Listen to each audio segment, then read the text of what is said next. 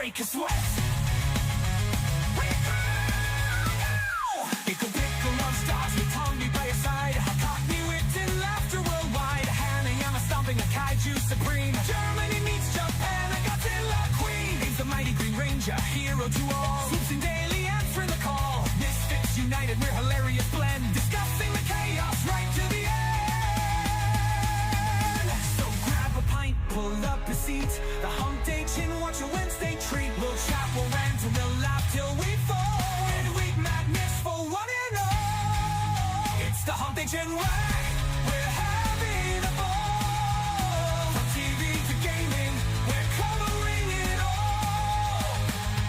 A cruise so wild, you'll never forget. With jokes so sharp, you'll break a sweat.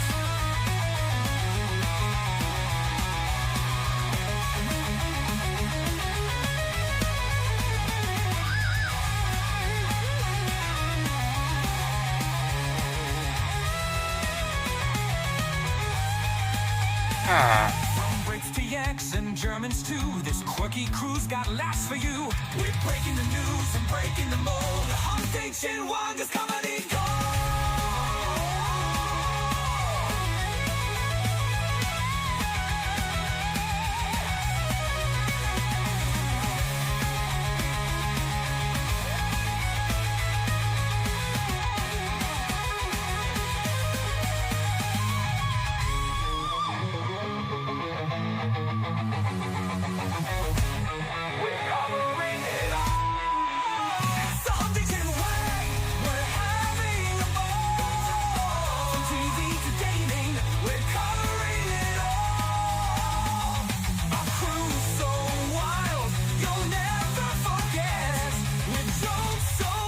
You'll break a sweat. From Brits to Yanks and Germans too. This quirky crew's got laughs for you.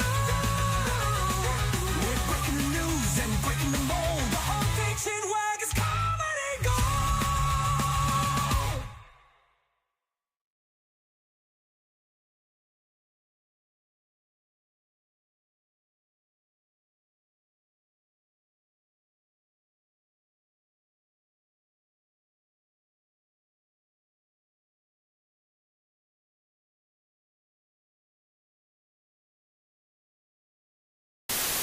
Rated R for retarded. How do you say younger sister in Japanese? 妹 Write it down.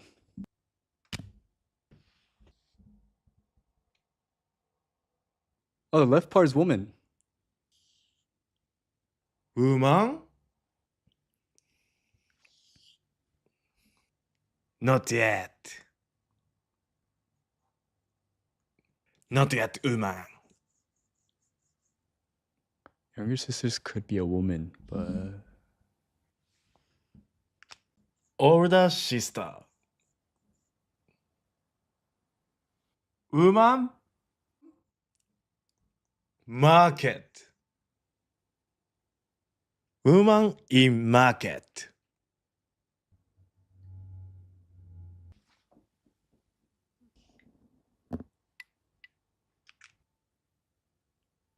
Mother-in-law. Old woman. Why you gotta violate them like that? Me?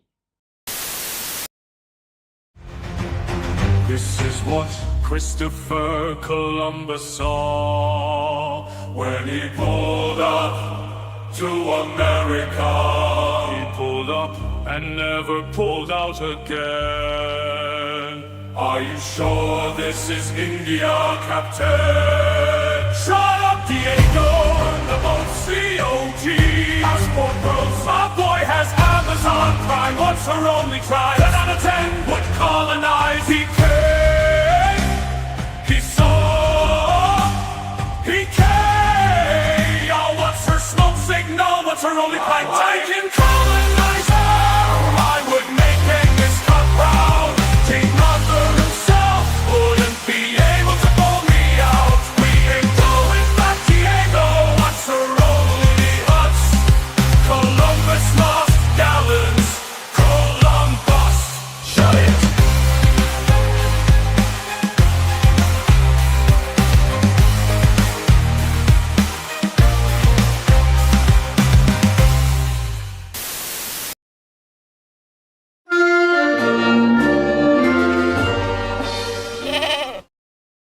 Mate, Hell just, yeah. just a little goat at the end.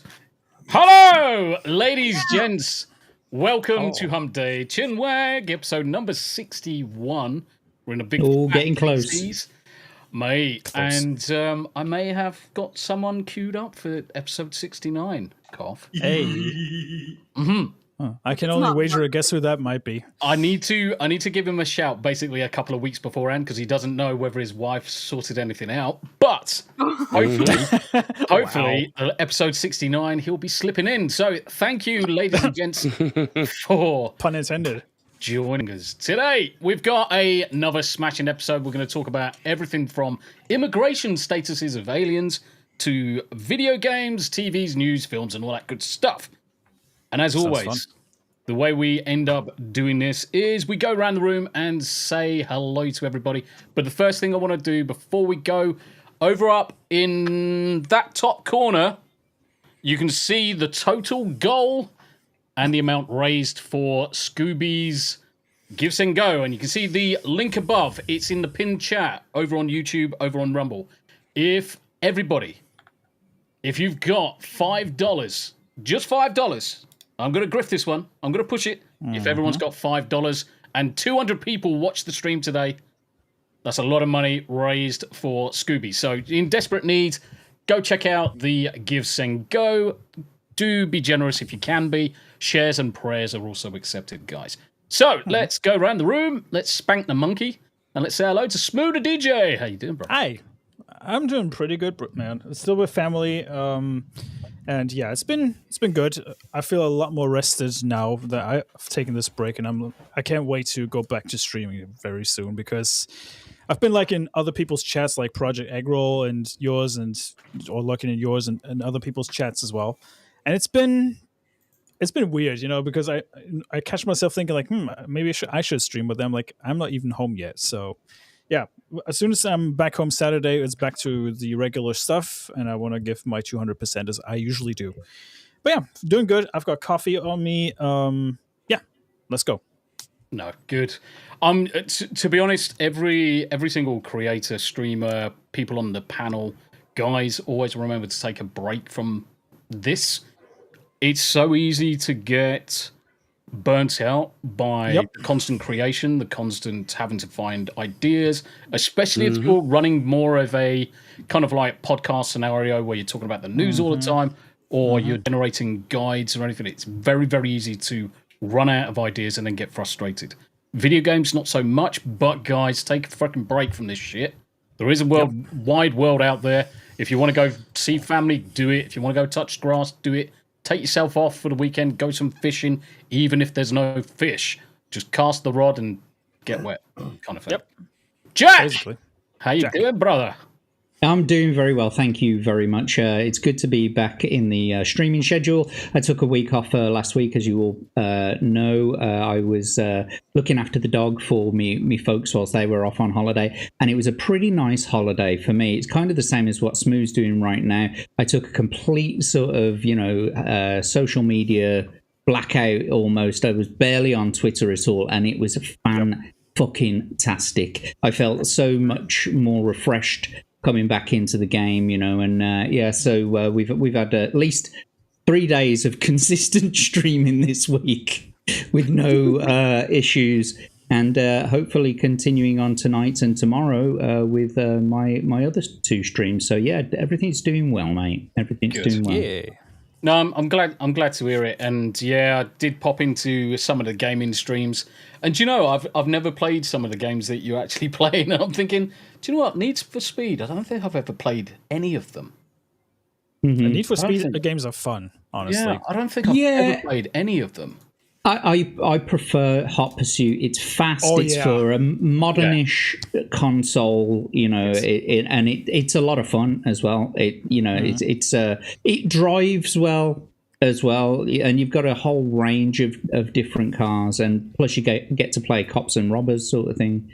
It's one of my favourites. The second eldest son's got a full driving sim rig, and he keeps on asking me. He's been over a good grand and a half on this thing, fully pedaled up, handbrake, gears, the lot, and he said, come around and play it. And I just keep on wanting to, but I need to get my office shifted from upstairs downstairs. I painted another wall today, so there is that. Has he got has he got a gas tank behind the chair as well? So when he crashes, it explodes. That's probably a good idea, actually. But I think full immersion. I think it might terrorize his cats. But it'll be fun. It would be fun. Yanni, how you doing? Smu. I was in Max's stream earlier, and we were talking about your cable management, and she was like, "Yeah, I wish I was that well organized with cables." I was like, "Yeah, me too." Mate, I think everybody's in the same boat. But the one thing that drives me fucking insane up here is I've got cable tidies behind the desk to run all the cables in, but it still looks like a fucking snake's wedding. So the idea is, you don't want to see mine, mate. You don't want to see mine. The idea is have everything plugged into the walls, hidden in the wall, so I can just have short, stubby cables go to the screen, go to the sound, go to the mixer. Everything's tidy, bolted onto the wall, and very quickly I can just pull the desk away from the wall, just disconnect everything from the sockets, and I'm going through the process of labeling all my sockets tomorrow. So mine is like a laser security system, but with real wires. Do you have Tom Cruise dive in? Just to unplug anything from the computer. Yanni, how you doing? I am doing well. Good to be here. Not a whole lot going on, just running ragged in personal life, but hanging in there, we're getting through. But I'm here, I'm excited to get into it. Happy days. Abe, how about you? Still breathing, can't complain. How many streams have you been on this week already? About 14 million. For those people who don't realise, Abe has taken to streaming like a butterfly takes to shitting on cabbage. Getting squashed and shitting on cabbages. He is fucking everywhere. So if you haven't checked out any of Abe's content, especially over on Rumble, guys, do yourself a favour, jump across there. He is fucking everywhere. So it's good to see. Especially check out my YouTube page where you will find none of it. Nothing. So I'm still on my quest to get to 1 million subs with no content on YouTube whatsoever. It's the way to do it. It is a fucking good challenge. You'll just see me around. It would be the greatest meme ever. Yeah. Before I think that you should just upload one video, and that is the final clip from that last bit of Charlie and the Chocolate Factory, where it's Gene Wilder and he's just saying, "You get nothing, you lose." Me and Abe actually have discussed what his first video could be, and he's actually got a video he could line up. Mm-hmm. Oh. Yeah. It's a very good one. It's a very good one. And is it that one that you sent to me in the DMs? That's the one. That's the one where he spreads his butt cheeks wide open. Yeah, the goatsy style one, yeah. Yeah. That was a good one, that was. Oh, yeah. Real. Right. Before we talk to our special guests, we always go around the panel. So, Greg. Hello. How is Greg today? How's your shoulder?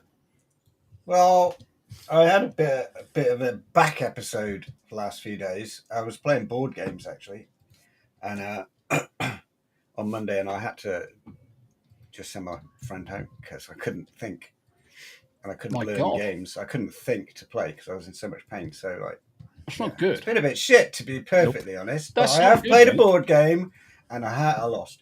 And there were some kinky board games if you got knocked out. What was it? It was Lewis and Clark, The Expedition. Oh, yeah, a race to Fort Lewis. And you know they definitely fucked each other on the journey. Boy, I hope so. The board game. Damn. And I played Ready or Not and Pack last night. So that's my gaming for the week. Literally, that's all I'm allowed. I've just sent Goat a message. Goat got kicked out, and it won't let her back in. No. Come back, Goat. So you might need to restart or something. You should be able to jump back in because we're nowhere near the allotted number of panel members. But in the meantime, Greg. Yes. Good to see you. Cheers, dude. Oh, Harry Enema. Were you going to show us something? There we go. She's back. She's back. Kind of was. But I can't reach. Welcome back. It's not the mug. Welcome back, Goat. I got this. What is that? Is that a sex toy? It's a guitar pickup. Oh, for acoustic. Oh, right. Okay. It was a little bit difficult to see because it doesn't really look like one, does it? It just looks like a block of wood.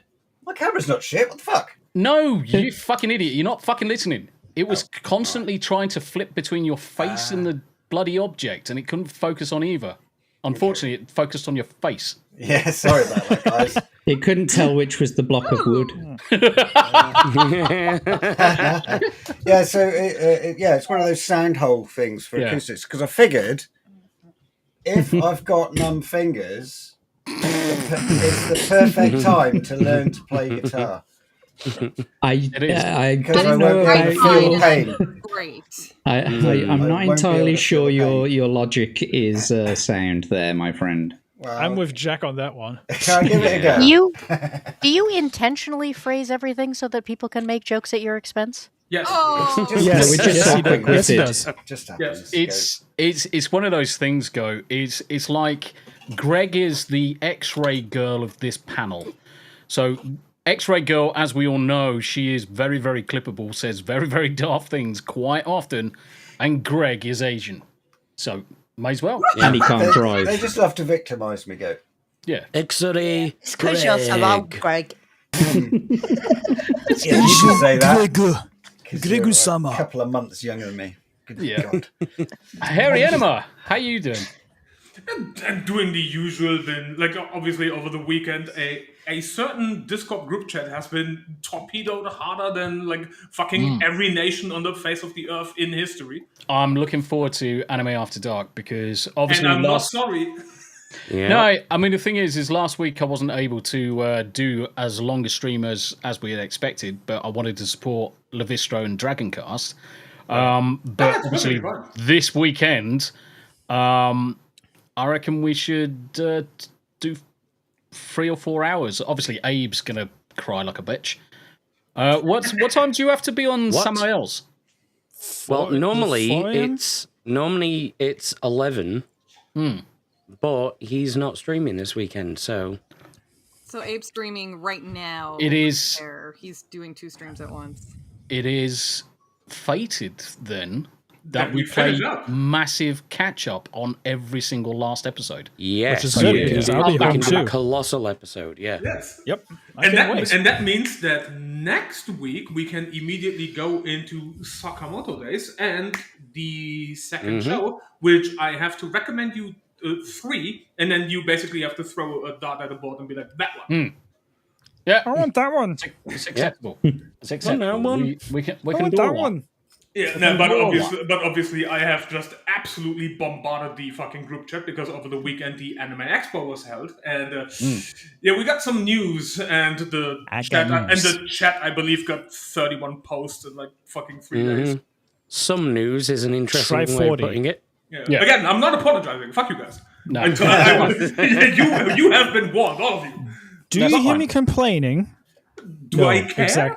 Exactly. Do I care? We'll give you anime. You give us immigration statuses. Right. Hell yeah. Destiny's Bears, aka the wife, she who must be obeyed. Hello. Hello. How are you doing? Everyone. I don't know. I'm married to you. Fuck. No. Wow. At least you've got good technical support. Yeah. Terrible taste. The only saving grace is that this IT help is not Indian. Hello, my name is James. I work at Microsoft. Your PC has virus? What are you saying, Tam? Yeah, I'm all right. I'm doing okay. I'm just figuring things out. Yep. So Tam is slowly ramping up towards streaming more often over on Rumble. Nice. YouTube sucks massive donkey cock. Let's face it. Tam, how are you reacclimatizing to being back in the UK after your lovely break over in the States? Yeah, I didn't hear that because these wretched headphones cut out again. I just asked how you're acclimatizing to being back in the UK after your lovely breakaway in the States. I'm not. And it's part of the struggle. I'm not at all. I've really struggled since we've been back. Yeah. Don't blame you. I didn't want to get on the plane. No, and this is the thing. If we could have stayed, I think we would have stayed. We would have just freaking sold the house from out in the States, or I would have flown back, dealt with everything. But because we got the dogs and the cats, sadly, we had to come home. But and the wedding. And I need to give the daughter away, so she's not coming back. So just get rid of it. Like Shoot her into a cannon, why don't you? Up into a rocket and be She's your problem now. I love the way it's like, because we got the dogs and the cats and the kids. Yeah, but the thing is for the people out in the audience that don't know, all of our kids have grown up. I mean, most of the grandkids are in their teens now. I'm a fucking dapper granddad. Little Lily was 13 today. Yeah, she was 13 today. Wow. She's a Happy teenager. birthday, Lily. Happy birthday, Lily. Crazy. It certainly makes you feel old, but the good news is that most of the kids are approaching the age that in 2 years, if we get out to America in 2 years, they're 15, 16 upwards. They can just jump on a plane. Just say, right, go on that plane, come to Nashville or wherever. I'll pick you up and then we'll go where we're living. Job done. Heck yeah. Tombi, Yeah. it makes you feel old because you are. Hold on a minute. And on that bombshell. See you, old man. All right. Greg is so happy. Hello, you cunt. Nice. The funny thing is, Greg is fucking laughing. Meanwhile, he was the fucking waiter at the Last Supper. Like, what are you talking about? Because somebody else getting it. Somebody else getting it. Yeah. He's just happy to have company in the age department. They are all younger than me. You're lucky I love you to bits. Goat, how you doing? How you doing? How you You been? have to understand, this is one of the few times that I'm on a panel where I am not by far the oldest person there. By far. Let's see if we can play the game after we've said hello to Goat. So, what you been up to lately, Goat? How are the animals? Animals are good. We have a new officially named Jack Tar Lola. Oh my god, no kidding, really? Yeah, we'll show her off a little bit later. She survived the rabbit appointment. Oh my god. Yeah, we won't go into details because it'll upset Yarny. There's a fucking goat. That was great. Oh my god, that was perfect. And you got a new best performing video. Yes, I have it has officially, and it actually is still going up by, I think. Still going. Yeah, it's almost a perfect. It is almost a perfect ramp. Since I put it out, it's up to I think 1.4 thousand to 1,400. Nice. And it has not slowed down, so I'm very happy about that. I am in the process of working on one for battle royale style videos. There's some gloriously terrible options in that genre. Yeah. And if you dare say Running Man, AKA everything that is not the original Battle Royale. Running Man's amazing. Actually, I really like the Belko experiment a lot. And that is definitely in that genre. So it's been a lot of fun watching, all of the some terrible and some very strange videos. Yesterday I watched The Game of Death, which is just insane. I don't know if it was written on drugs or is just designed to be watched on drugs, or both. Yes. Both. Could be either way. Because that's Bruce Lee, wasn't it? No. There is a 2017 movie that is very battle royale style. Called The Game of Death, and there is literally an entire montage in the middle that is like based on, I don't know, 80s, early 90s video game style. And it's a little bit like a teenage slasher film as well as a battle royale thing. Is this the 7 millennials must kill or have their heads explode? Yes, that would be the one. Sounds amazing. It's like battle royale I hope combined. none of them win. It's like battle royale combined with Jumanji. Fuck's sake, this sounds amazing. That's a combo. Sold. Beer and popcorn. Let's I'm go. fucking sold. But you missed the best thing. It's Battle Royale mixed with Jumanji if whoever wrote that script had a permanent acid trip. Well, that's what I was going to say, is that there's this weird like montage in the middle of like video game graphics, and they just go around like blowing people's heads off in like in pixelated cartoon style. And because it's a slasher film, you have to have the teenage romantic couple. Oh yeah, so that was them in the little thing there kissing. They're siblings. Oh, whoa! So it's a case of nobody wins, but everybody gets a participation trophy. Yes. And one guy gets to kiss his sister.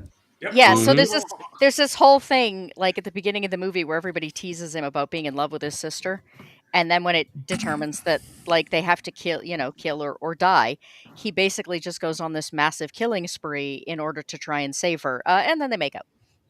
Oh my god! As you do. And then their heads explode anyway. Do you know? Good grief!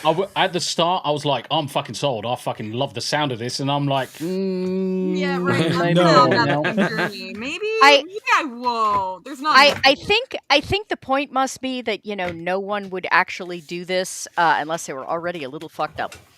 Yeah. Fair point. Yeah. And they are a little fucked up. Like all of them are a little fucked up. Well, Kenzo's got a good point now. The Soskers did this years ago. The Soskers. They actually did. Yeah, they did. But yeah, it was very bizarre. And I was not on drugs, though I felt like I should be by the time I was done. It was still entertaining in a don't think about it too hard kind of way. But like the movie best described in the words of Jeremy Johns, the movie is a better experience if you're drunk. Yeah, I love movies like that. I don't even know if drunk would do the trick. It really feels like a movie that you should be on drugs. Okay, let's say heavily drunk. Like you definitely are looking at bad dreams and a hangover if you're drunk, but enough shrooms, you might be okay. Shrooms. ¿Por qué no los dos? Be drunk and on shrooms. Okay. So I've watched that. I've watched Triggered. I'm looking for a copy of Circle if anyone knows where I can find that. Or can draw your circle on a piece of paper if that helps. Not going to help as far as the movie goes. I can send you a picture of my ring. And then there's nice. And then there's a really terrible, like when Steve Austin was trying to get out of wrestling. The Condemned. Oh yeah, there you go, The Condemned. Yep. Yeah. But that unfortunately is that. apparently the only movie he's done that is not on Tubi. So. Yep. That Wow. So anyway, this is almost as much fun as the Zombies has been so far. So good. And then of course tonight we have episode 2 of season 2 of Shows You've Never Seen. We're watching Daybreak, Yes. which is also very strange and a great fun. It is a police procedural with a Groundhog's Day time loop. So also lots of fun. Lots of fun. That sounds good, actually. So I've been busy. That's what it amounts to. I'm sure everyone's going to check it out as soon as it's live and we can see you in the flesh. But our second special guest, first time on the panel, Isaac. Yay! How you doing, sir? That would be good. Good to be here. I'm been a busy week. You know, Monday night we had you on my show. You were on the Golden Age podcast. It was great to have you. We had an awesome time. Very good time. Thank you for coming on, and I'm very happy to be here. Been a busy week. I'm glad I had with the time zone stuff, glad I had this day open. It's good to be with you all, and I'm excited, looking forward to it. It's going to be a busy week. I think I'm on a stream just about every day this week, pretty much. I was on Nick, The Plot Strikes Back in the chat. Yep. I was on his Masculine Mondays this last Monday after my stream. I'll be on Jeff Up North's channel tomorrow night. So it's been a good week, talking all types of stuff. So everything from politics, pop culture to ancient history. We're going to be talking about the Nephilim tomorrow night, all sorts of stuff. So sounds good. Lots to look forward to. And no, it's good to see, brother. It's good to see, especially seeing you pop around other channels as well as being on Chinwag and seeing everybody coming across onto yours. It really is good, and the entertainment is solid, guys. So obviously all of the links for the special guests in the description below. Make sure you pop across and give them your support. But before we go into start looking at topics and shit like that, two things. First of all, Scooby's link there, and I can see that some mad people have been donating while we've been sat here. So we're now up to $1,835. I reckon we should be able to spank the living monkey out of this. So guys, don't forget, if you've got $5, just save yourself that cup of coffee tomorrow, and instead of getting that cup of coffee, throw it onto the donation page. Link above, pinned comments, and all that good stuff. Yes, and now we get to say hello to the lovely chat. There's something like 264 fucking messages I've got to fucking erase through. Try 310. Do the cliff notes.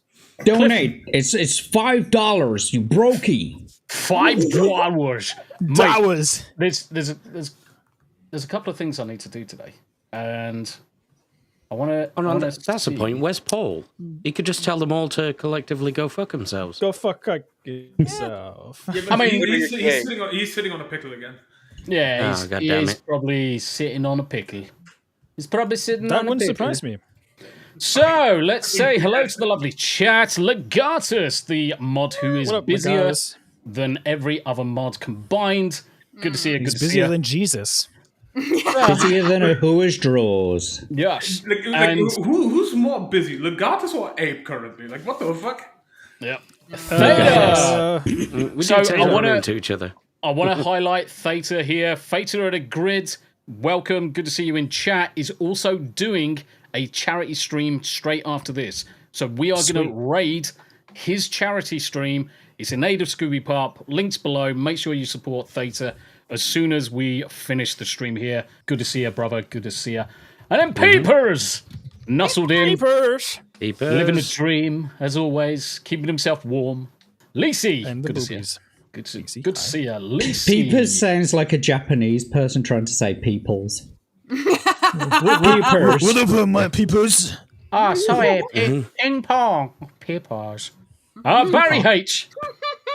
Barry H, fellow Extra Life charity man. Good to see you. Good to see you.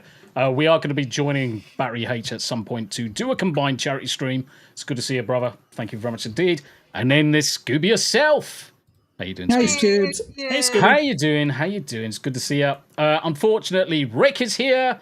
Good to see you, brother. Good to see you. How, Rick? Who invited you back in? The man responsible for Jack Tar Lola, by the way. Jack Tar Lola. Not solely responsible, but pushed it over the edge. Pushed it. He Pushed it. just tried really hard to kill me. Oof. Sure did. Oof. Robert Harvey is in chat. Good to see you as well. Thank you Robert. very much indeed. Davyverse. Hail Mod, give me you best pickup line. Yes. We've had a whole God. English. I was great. The funny thing is that I actually was lurking in that stream, and I was like, oh my god, some of these are so fucking bad. It just became embarrassing. They're horribly bad. They're good, and But they're good. I They're saved just every awful. one of them. Yeah. Uncle Martin just commenting on Paul's lovely pickle. Yes. Yep. He Right looks up like the butt. he looked like he enjoyed that pickle A greatly. little too much. Psychotic Mongoose, good to see you, mate. Good to see you. Daily Dysfunctions in the chat as well. Skipping Hey, through. Daily. Dawn of Mutilation. Hello. How you doing? Levistro, I have arrived. Thank you for arriving. Thank you for joining us. And Phoenix Santos as well comes and joins us quite regularly on Tuesdays, Team Play Tuesday, playing some Marvel Rivals. So make sure you check out Phoenix's channel as well. Kenzo! How you doing, you ginger bastard? Oi, oi. Bastard. Who has also agreed to come on the Chinwag at 8 points. Interesting. Oh, God. Keep your ear to the ground for that day. It's going to be a good one. We get to have a soulless demon on the show, other than Greg. It's fine. It's fine. Are here, you know. Soulless? Are gingers really soulless if they? I suppose, Are gingers really soulless if they steal the souls of everyone you look into their eyes? I was just about to say, Isaac, can you confirm or deny? No, I have a horrible. This is brown. I have a horrible camera. That's why. This is actually brown. It's what you get with a bad camera and incandescent lighting. Is a brown to red. But I'm whatever you say, Ginger. Hey, hey, I have a What skull. up, my Ginger? It's okay, Isaac. I'm a day walker too. Robert. Common mistake. Robert says, Tombi, well, to match the start chat music, what does the sing on an out of business brothel say? Beat it. We're closed. Indeed, it would. Wow. It's like smash the shit out of yourself. Weasel, we got to get those 7 Days to Die streams going too. Yeah, I gifted Weasel like a fun. copy.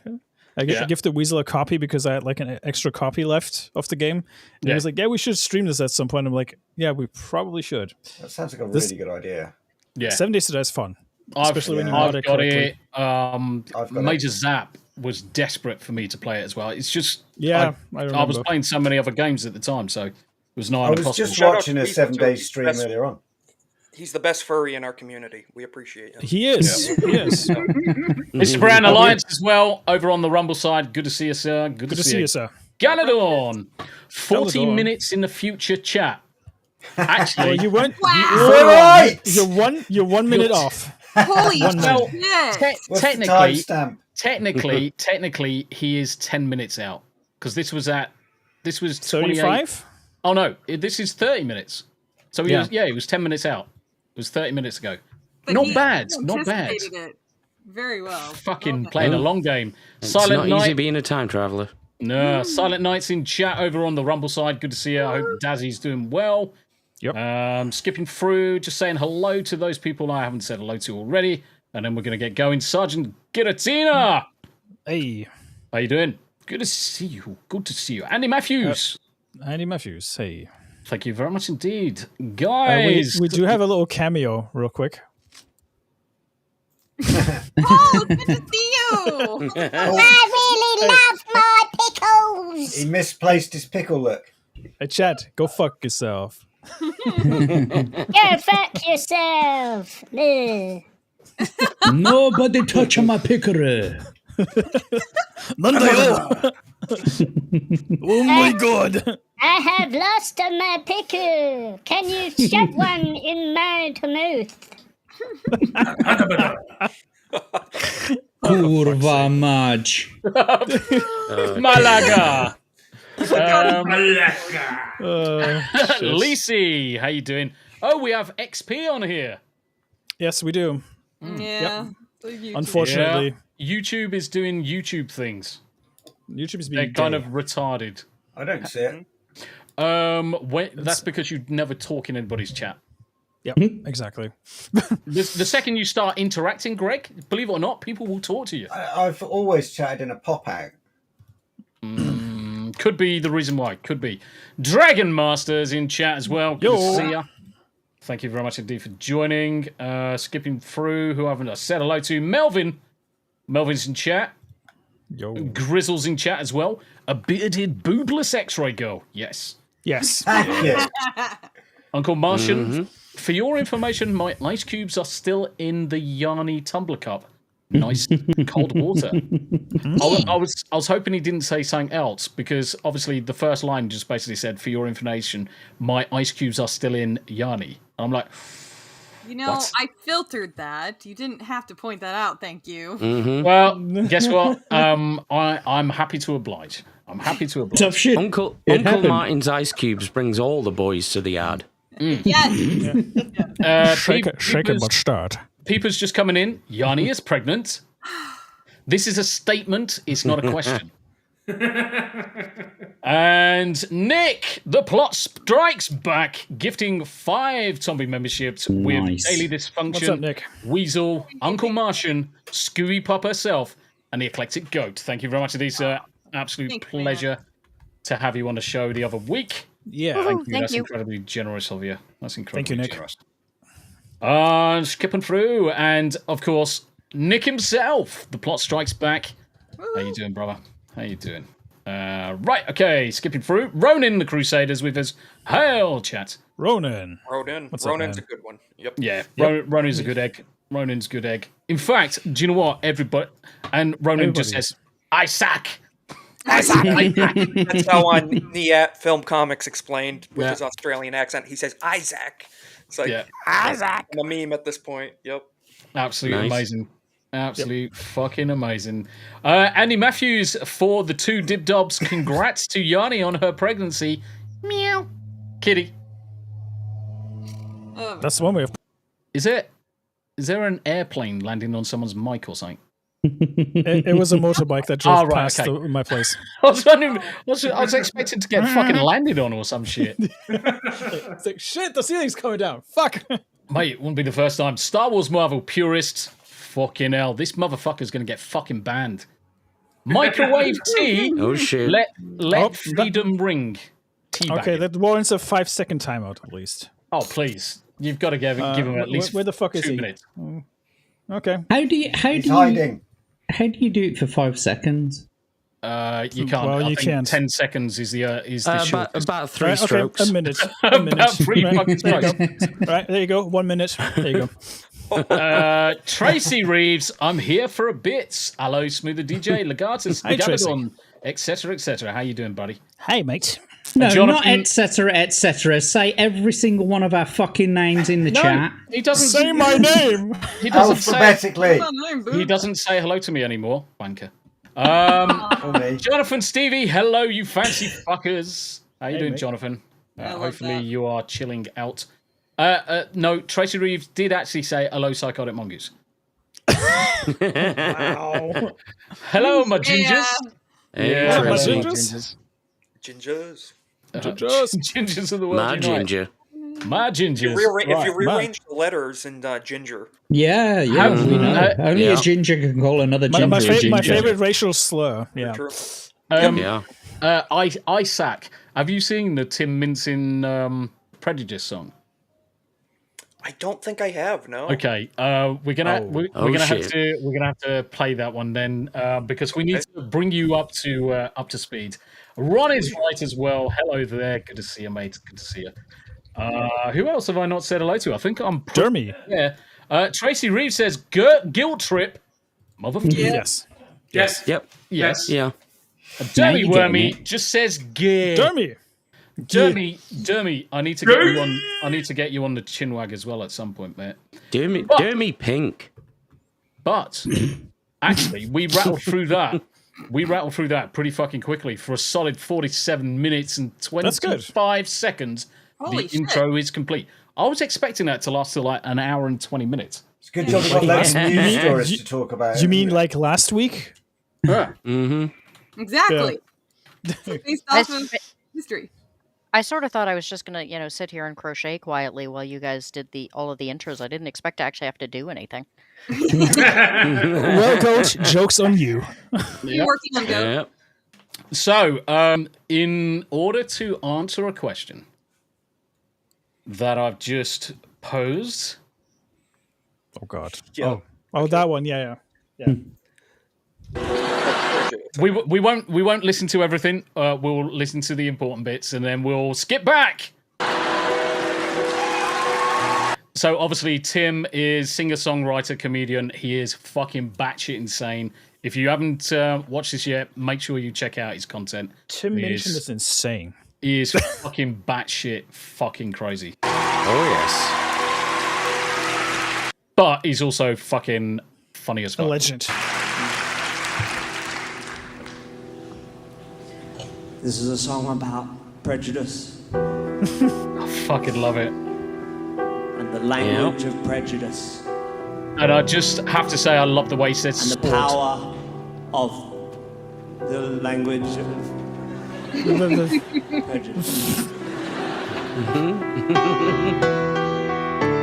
So, to all my it's called ninjas. Enjoy. Prejudice.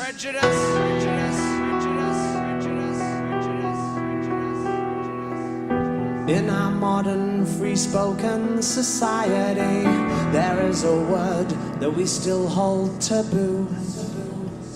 A word with a terrible history of being used to abuse, oppress and subdue.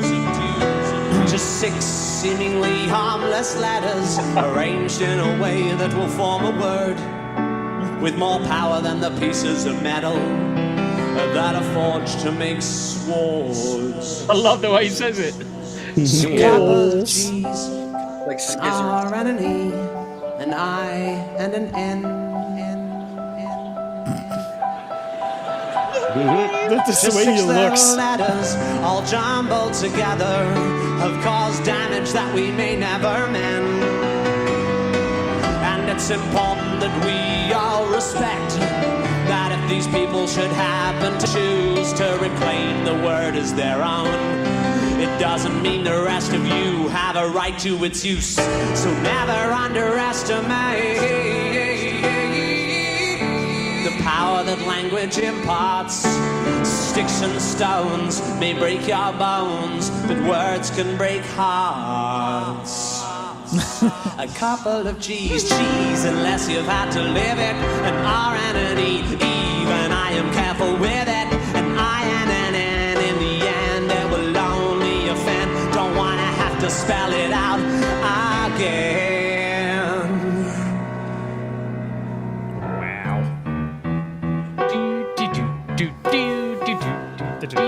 Oh yeah.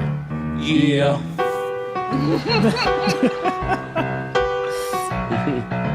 Only a ginger can call another ginger ginger. That is perfect. Only a ginger can call another ginger ginger. So yeah, I love that. that is Prejudice. I'm going to drop the link into chat, guys. Go and entertain yourselves. That's going in the playlist, that's for sure. Kenzo, the hate is real. It's fucking real, mate.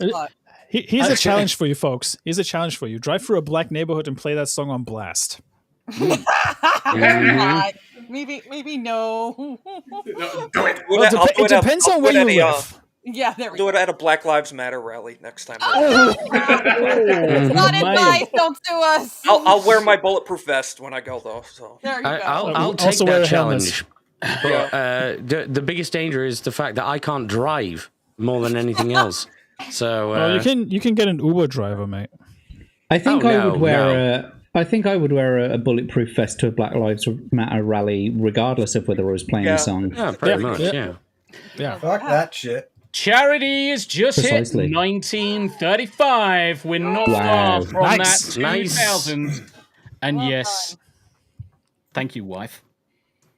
Aww. Bless her. She's spending my money. I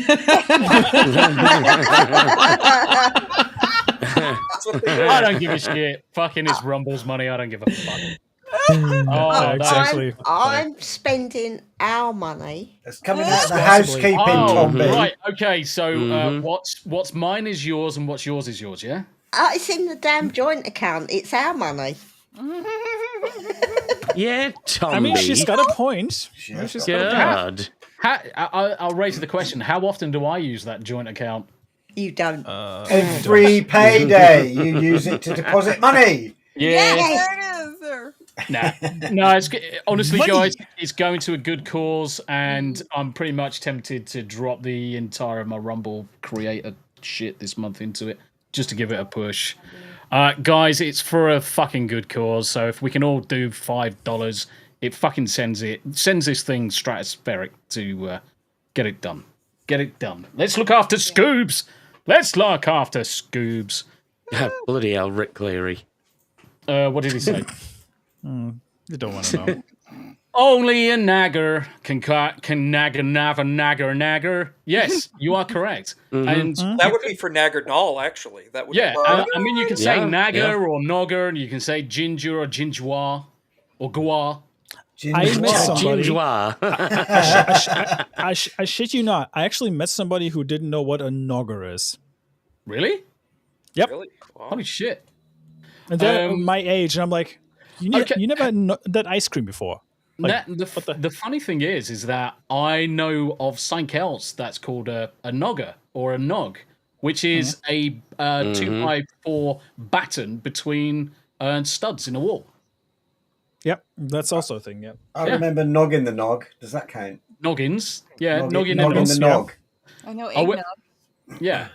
Anyway, before we accidentally say something we shouldn't, and we haven't got More than you. Racism. Yeah. Do you know? I need to ask Kaida and Atreus if they want to come on, because we can get the How did we get there? It's getting two black people on so they can say all the words. Yes, completely unrelated. Yes, completely unrelated, because they're awesome people. Yeah. I can just see your little DMs popping off on X. It's like, dear token, my naggers, dear token black guy, would you like to be on our show? My gingers. Anyway, my gingers. Oh fuck, Jesus. Fucking Christ. Hell. Oh no, we're making Scooby Coke. Now I want to get Kool-Aid. What the hell? Don't. Scoobs, you don't have to worry about it. We've got your back, sweetheart. Just as much as everything is an emotional roller coaster a minute, just let us do what we can do for you. If I had your back, you'd cry. For fuck's sake. Wow. Did I say that out loud? I seem to have lost my internal monologue. I think we found it. You know what that reminds me of, Jack? Hell. You know what that reminds me of? That time you tried to impersonate a fucking Charles Dance. Your boy, Charles Dance.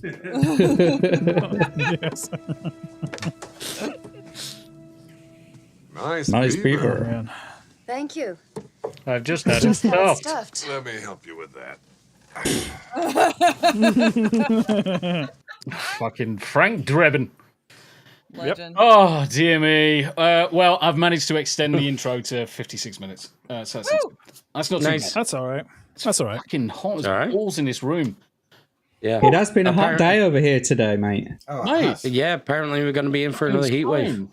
Yeah, I can't wait for it. Do you know? Fucking wonderful. My proper aircon turned up as well. Nice. Zombies got aircon for the room downstairs and aircon for the whole of the downstairs dining room. It's all open plan downstairs. So you go to America for one fucking week and you come back all airconned up. You know what? You know what we have. So we can use aircon for a week of the year. Isaac was superior, and he's just one of the Americans now. Sorry. Let Isaac go. He's got aircon. We have a thing called air conditioners in the United States, so. All right. So All right. It's one of the pleasures of having freedom. So. Oh, what did you do? Hey, we've got freedom here as well. Look. I appreciate it. This portable air conditioning unit says it's 26 degrees. Nice. Goats. Yeah, we have one of those out in the living room. Yep, those are fantastic. 26 degrees. Yeah, but it's fucking getting sweatier. I'd melt. Don't tell even Josh in that. Michael. Right, let Goat say anything. Oh, I was going to say the other day it was 89 degrees here with a 93% humidity rate, and I do not own an air conditioner in my house or in my car. Ooh. Wow. What car do you drive? It's an old farm truck. The regular car is currently in the shop, so the farm truck is getting driven for. Does it have a windscreen? I mean, a windshield. Does it have a windshield? Does it have glass in front of you? It does. The windows. I would take that out. Just let the breeze hit you in the face. Then you just get face full of mosquitoes.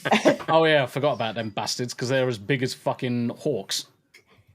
Well, the hornets. The black flies and the horse flies here are much worse than the hornets. Yeah, but the thing is, you could just drive with your mouth open, free protein. Ugh.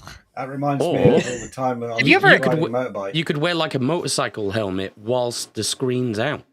Have you ever been bitten by a horsefly? Yes. It's not something I could claim to have been bit by. Tam definitely has, but fucking mosquitoes are bad enough for me. I explode every time they come near me, so I fucking hate them. I may have been bitten by a horse before, but never a horsefly. Oh, they're unbelievably painful. I had a fight with one in the They're kitchen worse the than a other day. wasp or a bee. They're horrendous. Yep. So yeah, I would rather not invite those to hit me at high speed. Yeah, fuck that. so how do you keep your house cool then? I mean, I'm out. Sweaty. I mean, honestly, you go out and you tend animals for a couple hours. When you come back in, it feels cool no matter what. Yeah. And having an air conditioner just makes having to go outside for a couple hours all the worse. Yeah. So it's. Do you know the one thing? Obviously, when we were in Nashville, the house that we had in Nashville, it was just so good with the aircon. Tam actually misses that fucking house, and she hates aircon. She's like vehemently against it, and I'm like, I'm having aircon fitted, and she's like, no. She'd resisted for like 4 years, and I had the portable ones. She still resisted. Went to America, come back. Yeah, she's fine with it. Does it make you a bit dry, Tam? Yeah, it makes my eyes sting as well. Yeah. That's the only downside. Of course, you should be used to that now, living with Tombi. Being dry and having your eyes stinging. Menopause, mate. Menopause. No, it's because Tombi blasts out I'm so much sorry, hot air Tombi. out of his mouth. Not just his mouth, mate. Not just his mouth. I just let her sleep downstairs. It's fucking so much easier, mate. She sleeps downstairs, I sleep upstairs. I can get to sleep, and she can just do whatever. And I don't have to listen to him snoring. Fucking, you've got some fucking cheek, woman. I didn't get to sleep. Oh, Mum and Dad are fighting again. I didn't get to sleep. What time did I wake up this morning, Tam? 9:15. And why do you think that was, Tam? Oh, because you just don't wake up unless I wake you up. No, I would say it's probably because someone was going. Oh, chopping wood again. Firewood. I love it. So somebody was mowing down the rainforest again. Honestly, 2 o'clock in the fucking morning, and I'm like, I'll just fucking sit on my fucking phone. I can't fucking sleep in this shit. Oh, so that's why Tombi barely sleeps either. That is another key factor of it. Sometimes it gets that bagged, I just go back onto my computer to listen to a stream, watch a stream, and do some coding. Yeah, go for it, Goat. I had a friend, well, a pair of friends that invited me on a trip. I can't even remember what the trip was for. But we were sharing a hotel room, and one of them snored so badly, I ended up sleeping in the car.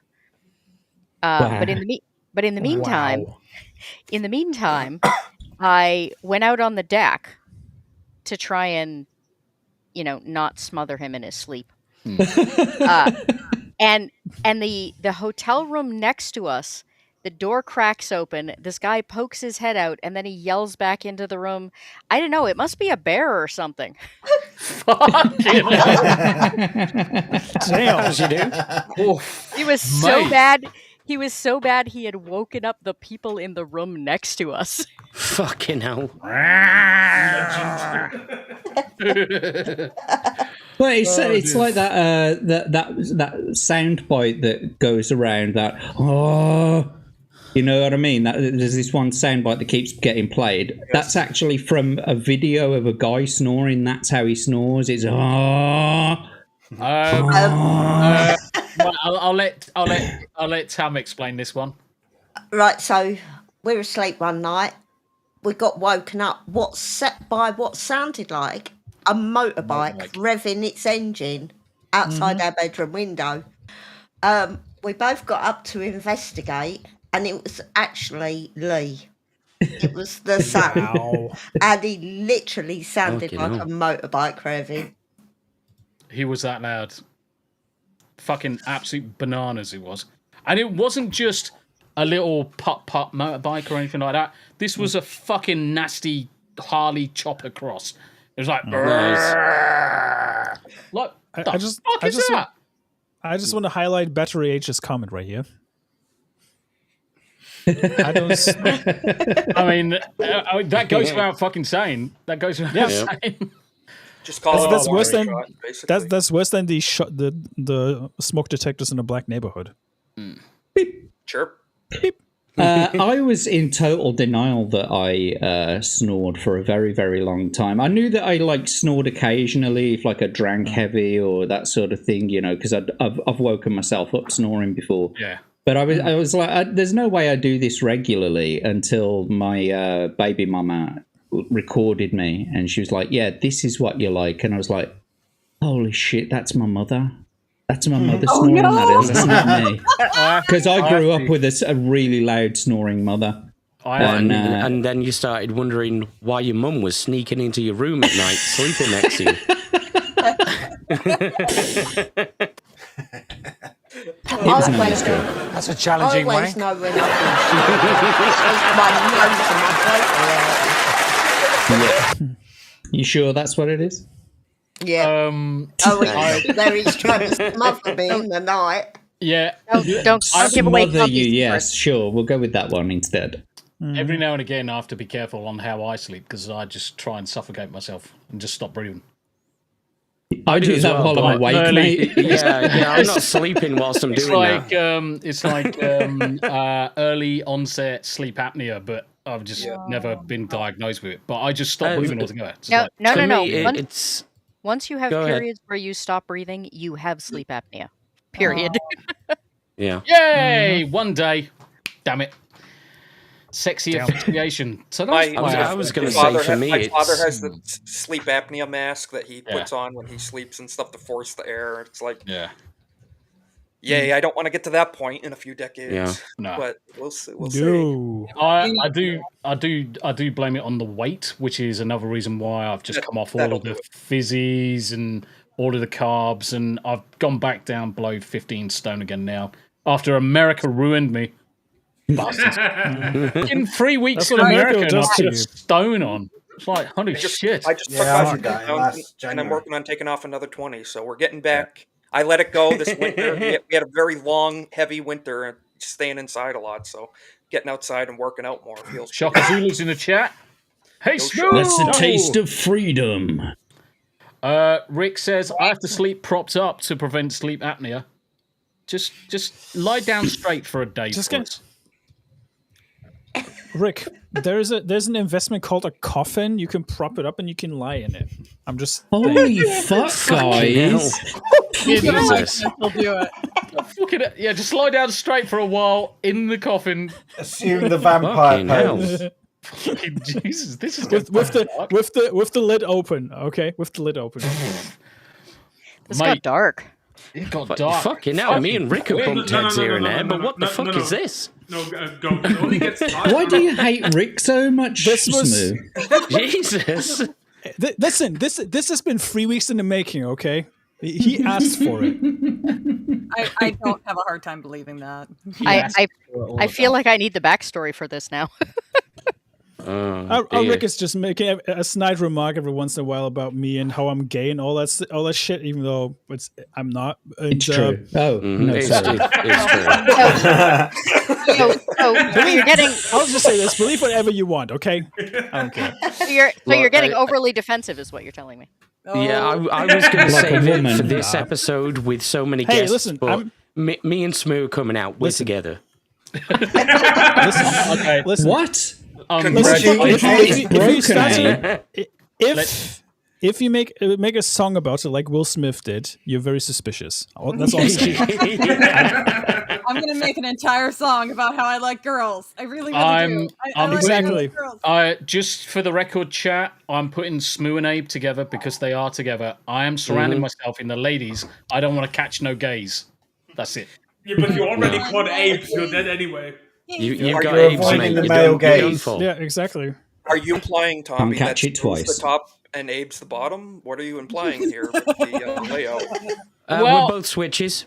Yeah, they like to play fucking Uno a lot. They got the Uno reverso card. Imagine I, on the other hand, Isaac, am a hard top, so you've got to stay down there, I'm afraid. But Tombi, Jackson, We got a special chair for him too. no, but Tombi, you need to explain this in American. They are doing they are changing it up by doing the gator roll. Right, talking about doing something American. I'm actually just about to throw out one of the first adverts. So one of the things that Rumble does, it allows you to do campaigns where you read an ad and you get extra dibdobs. It might not be a lot, but it's going to go over to Scooby. So guys, this is my first advert I've ever created, all by my lonesome. Enjoy this shit. America was founded on bold ideas. And even bolder mornings. This isn't just coffee, it's a statement. Single origin, small batch, clean fuel. No plastic, no compromise. For those who stand for something, old beans, clean energy, unapologetic. The 1775 starter kit. Limited, only 1,000 made. Get yours now at 1775coffee.com/studio. Get yours now before they're gone. It tastes You know like what that reminds me of? freedom. That sounded like somebody put Abe for a voice filter. It sounded like somebody put Abe for a voice filter and put an American accent on him. No, that was me. It was him, yeah. That was me you? talking. Yeah, that was okay. that was me Yeah, talking. my American accent's way better than that. That's way okay. Yeah, he just It sounds was, like a it was Twinkie. pretty good, mate. Well done. I was I am- so proud of Yeah. that. Yeah, I am it's pretty good. concerned. Go for it, go. I am concerned about an avid tea drinker telling me which coffee is good. I'm just going where the money is. I do just want to say that I am totally happy with Yarny being on top if that's what she wants. That's usually where I belong. And I'm totally okay watching. Get Yeah. the fuck out, Jack. You're getting that right. Let's pull up several seats. Wow. Let's have a good Fucking time. arseholes! I almost spat me fucking tea over the fucking screen. Hashtag so worth it. I almost made Tombi waste tea. Awesome. I'm proud in American of you. Yeah, you almost made Tombi spit instead of swallow, which is, there's a first for everything. Wow. At least someone No. At least someone would swallow between me and Tam.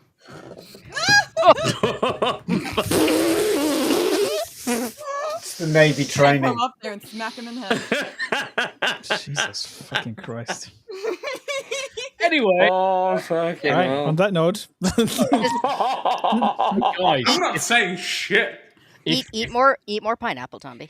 Yeah, you gotta make that just- shit sweeter. Just not on fucking, not on pizza.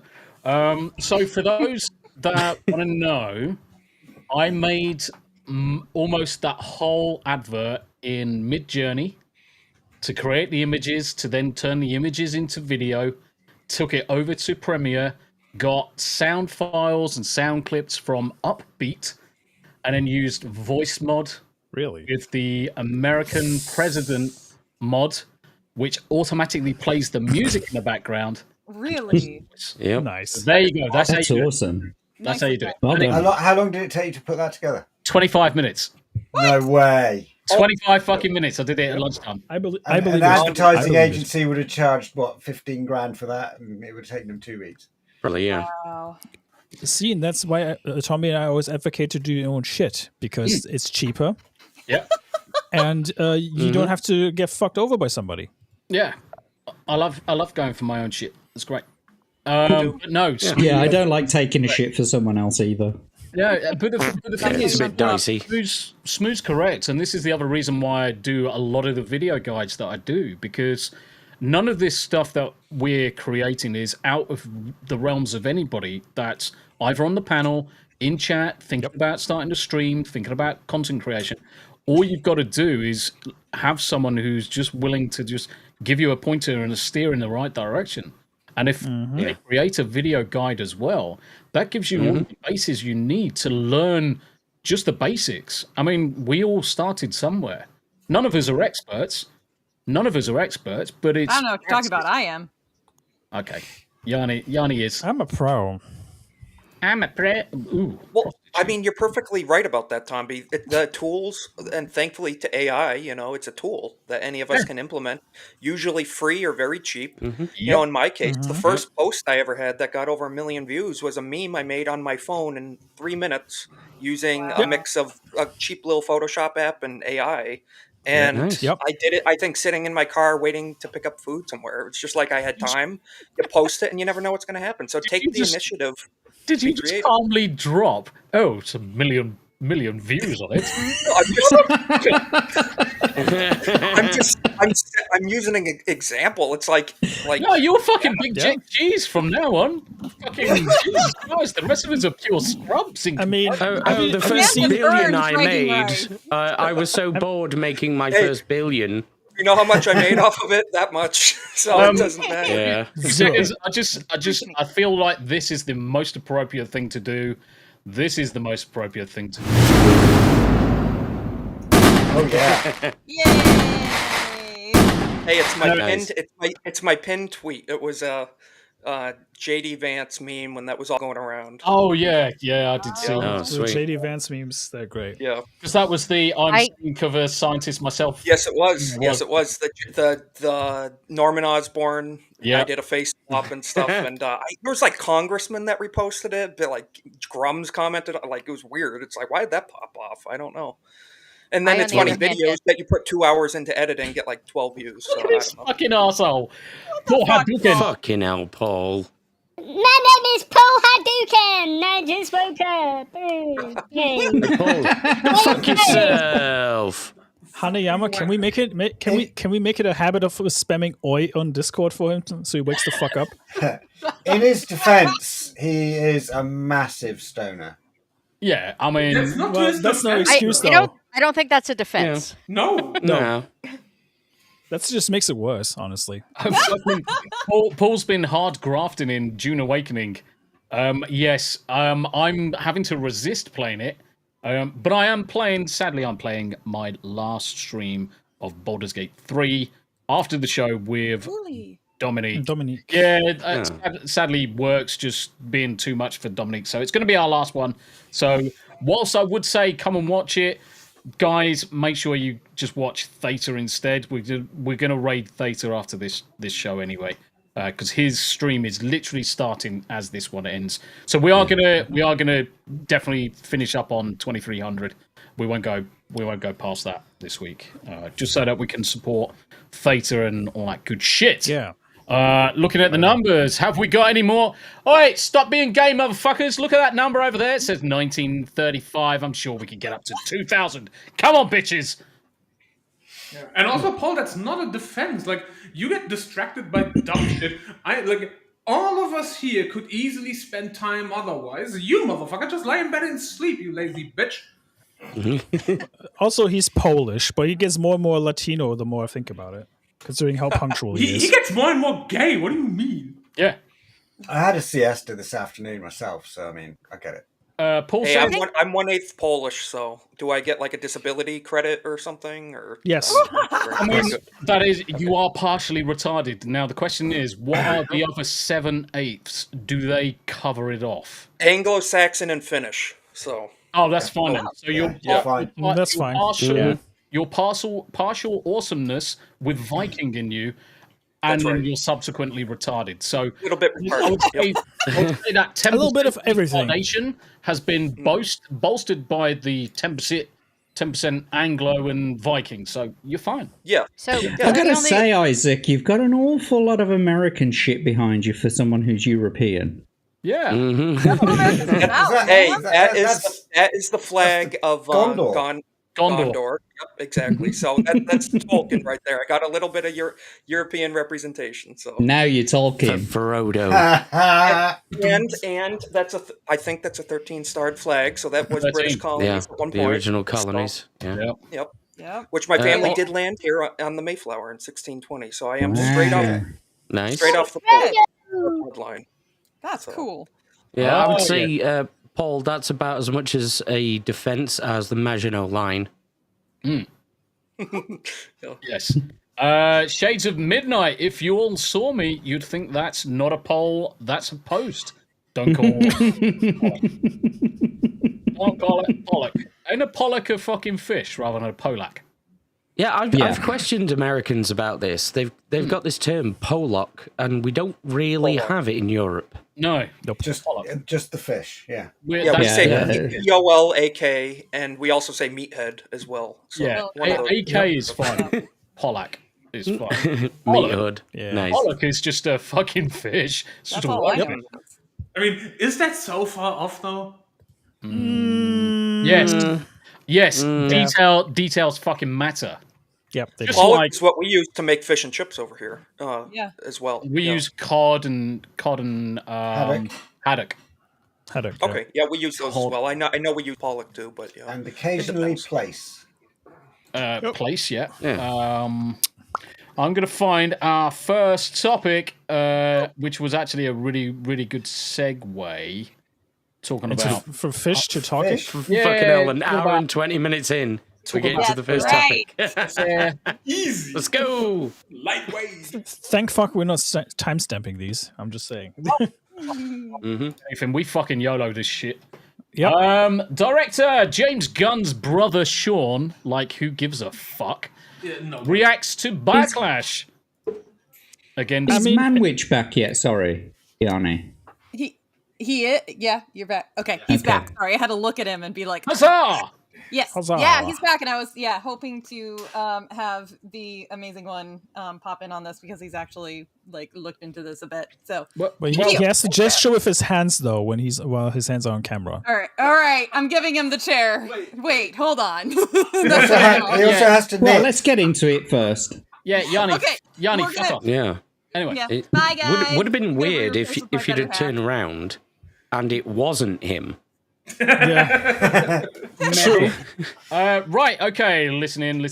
It's gonna be Yanni now. She's just gonna come back and like talk in a really deep voice. Listen, bro. Come on, bro. Talking about Superman, dude. James Gunn. All right, here you go. James Gunn came clean and made it clear that Superman will be political as well as an immigrant story. Superman's an immigrant that came from other places, not a place, but places, and populated the country. What did he go around randomly fucking everyone to populate it? Did he? Yes. Fucking tit. Pretty much. For me, he gave everyone super AIDS. But for me, it is mostly a story that says basic human kindness is of value and is something we have lost. The director said in the Times of London interview. Yes, it plays differently, but it's about human kindness. And obviously there will be jerks out there geeks and gamers, us, and more, who are not just kind and will take offense just because it's about kindness. No, we won't.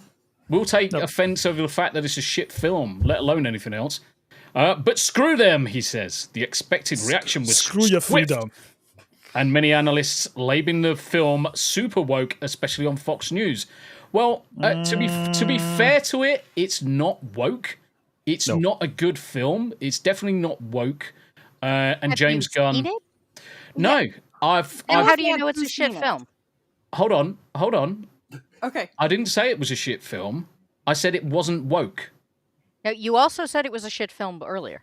I was honestly, but you guys sometimes get films before we do, so I didn't know if you'd already seen it. No. I've got no.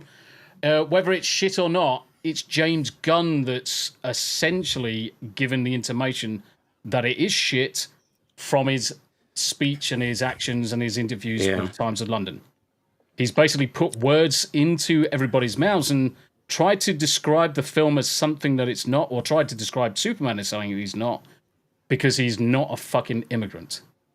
I don't know where he's coming from. I don't know where he's coming from with this Genghis Khan fucking angle, like populating the planet, or whatever the fuck he's saying, going around and I don't know what was that he fucking just said, that he came to the planet and populated it. He came to the he came from other places, not one place. He came from other places and populated the country. Came from another planet. That's one of the things why I'm saying, like, people associated with the movie need to shut the fuck up about some things, because they just make things worse for themselves. They make, especially when it comes to like marketing a movie. Mm-hmm. Shit like that, like especially with the whole MAGA thing that's been thrown around, and Fox News took the bait on that one. Yeah. I honestly think that that shit needs to stop. Like, sometimes there needs to be a clause in a contract when you do make these movies that you need to shut the fuck up when you talk to media. I think Nathan Fillion did it pretty good. He dodged the question of the interviewer on that red carpet, and he basically said, like, it's a fun movie. That's all that matters. I'll defend the film because I've seen enough reviews and heard from enough different people across the interwebs. I'll defend the film and say it is not fucking woke one iota. It's not a woke film. It is so not. Anybody arguing the toss that it's woke is fucking incorrect. It's just not a good film because of what a lot of people have said. I haven't watched it myself, but is what James Gunn said is tainted any fucking hope of the DC universe kicking off. I think it was already doomed. There were It Mm-hmm. started out with the Snyder fans Mm-hmm. spreading rumors and talking about stuff. It led to, one picture getting released that wasn't even about the movie, and people immediately hyperanalyzed that all to hell, even though it's like literally the actor just putting his boots on. Like, people were determined to hate this movie from the very start. Yep. That's true. It was doomed. It was doomed no matter what. Yeah. Like, James Gunn could open his mouth or not. The number of people who, before there was ever a review, before anyone ever saw it, were already saying, "Oh no, I know this movie's terrible," who were hyperanalyzing the heck out of the costume. It was doomed. It was doomed. What I found interesting about the whole thing is that the people were the over marketing of the film had me skeptical, right? Because almost every week, right before release, there was always like a scene dropped on the internet just to gauge some excitement, right? But I feel like I've seen that in the past where a movie has been over promoted to like crazy, and it was actually terrible. And the ironic thing was the marketing threw out the best scenes before the movie came out. That's happened time and time again. And I feel like marketing people or PR people need to look at their marketing teams and say, like, right, we need to stop spoiling shit and actually engage more excitement by leaving things out in the open. The problem is that no one's ever happy. I mean, we say that, and then there are people that say, "Oh, I'm not going to go see the movie because I saw the trailer and I don't understand what it's about." My thoughts on the movie are, I haven't seen it yet. Let Yanni jump in because obviously alleged is there. So I think there's a level of that I think that's fair, because what's the point of a trailer? The trailer is your sales pitch to me, telling me I need to go spend my time and my money, which is, hard these days. People are really struggling. So your trailer is trying to convince me to go spend my time and my money to go watch this movie. So yeah, I mean, it's hard to, it sucks that that the movie depends so much on the trailer, because quite often it's somebody or it's a team that's completely different than who actually worked on the movie, who created the trailer. So that blows. That really does suck. I get that. But it's also like, I already don't have spending money, and if the trailer looks like something that I'm not gonna like, or if it doesn't make sense to me, there's nothing there intriguing me, I'm gonna be a lot more cautious about going to see it. But I also think that there's a good point in that we are pretty primed. A lot of us are pretty primed to hate a lot of things coming out of Hollywood. I know I'm certainly one of them. Anything coming out of Hollywood, I immediately think it's probably going to be shit. You got to convince me to spend my time even more so to watch this. And I'm a pretty hardcore skeptic, and I usually need to try and remember to listen to some other people who are a little more optimistic and a little more fair than I am, because I'm so sick and tired of all the shit that's come out. It's like, you know what? It's been a waste of my time and money for so long. I'm conditioned now to hate it all. The thing I find frustrating, though, is that a lot of people who are hating on this, or who are the base for people hating on it, if you really dig, they will admit that it's not that they hate the Superman trailer or anything else. It's that they hate James Gunn for whatever reason. Yeah, and there's certainly and I personally, I mean, I was maybe the only person in the universe that was not a fan of Guardians of the Galaxy. But just because I didn't find it enjoyable doesn't mean I think it was a badly made movie. And the number of people who really hate James Gunn, but for no apparent reason. I mean, even if you don't like his movies, he doesn't make bad movies. He makes, I mean, they're predictable. You know what they're going to be. Mm-hmm. And I'm frustrated by the hate the movie is getting, not because of anything that has to do with the movie, but because people don't like James Gunn. Yeah, I mean, I can fully understand that point and appreciate that point. It's very difficult to appreciate a product or the work that's gone into something when it's tied to a certain individual. Now, there's always going to be this situation where you probably need to give something the benefit of the doubt, irrespective of who the actors are, what their personal lives are, what the director said, all of the comments and things like that. But at what point in time do you say, do you know what? You've just turned me off the film. This is no different from Rachel Zegler and Snow White. She destroyed that film before it even had a chance. No one wanted to go and watch Snow White, and it was all because of the actions of the actors. There's no real difference between her saying what she said, James Gunn saying what he said, and tarnishing the reputation or affecting the promotion. I totally disagree. Well, you tell me how Rachel Zegler didn't destroy Snow White. Oh, no, I'm not disagreeing she destroyed Snow White. I'm saying I think that I disagree that there's a difference between saying Superman is an immigrant, because I think the argument can be made. Certainly in the 1950s, there were a ton of advertisements where Superman tells school kids, like, it's un-American to bash immigrants because we are all the product of immigrants. I don't find it unfair to make that comparison, as opposed to I hate the entire story of the movie that I'm in. Like, I think that's a vastly different thing. But that's a different argument, though, isn't it? That's the argument over immigration versus what James Gunn has said about the political nature of this film.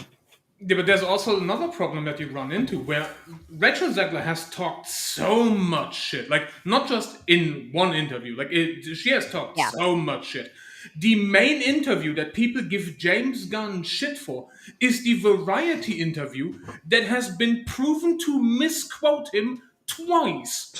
So if you know that that interview misquotes him twice, you cannot take that interview seriously to provide anything that what he said is actually what he said. Because if you go back and listen to the video of the interview on the red carpet, most of what he says on video and what is transcribed in the article don't match up because they purposefully misquote him to make the interview or the statement that he gives sound anti-Trump and his supporters, which he never said. Yeah, but that's a Gunn- different interview from the one he gave the Towers of London. Yeah, but So that is separate Sean Gunn. separate that out. Yeah, but separate that out. But here's the problem. That's Sean Gunn. Mm-hmm. And if Sean Gunn talks shit, fine. He is not the producer or director of the movie. He is one guy that I don't even know if he has an active role outside of a cameo in the movie.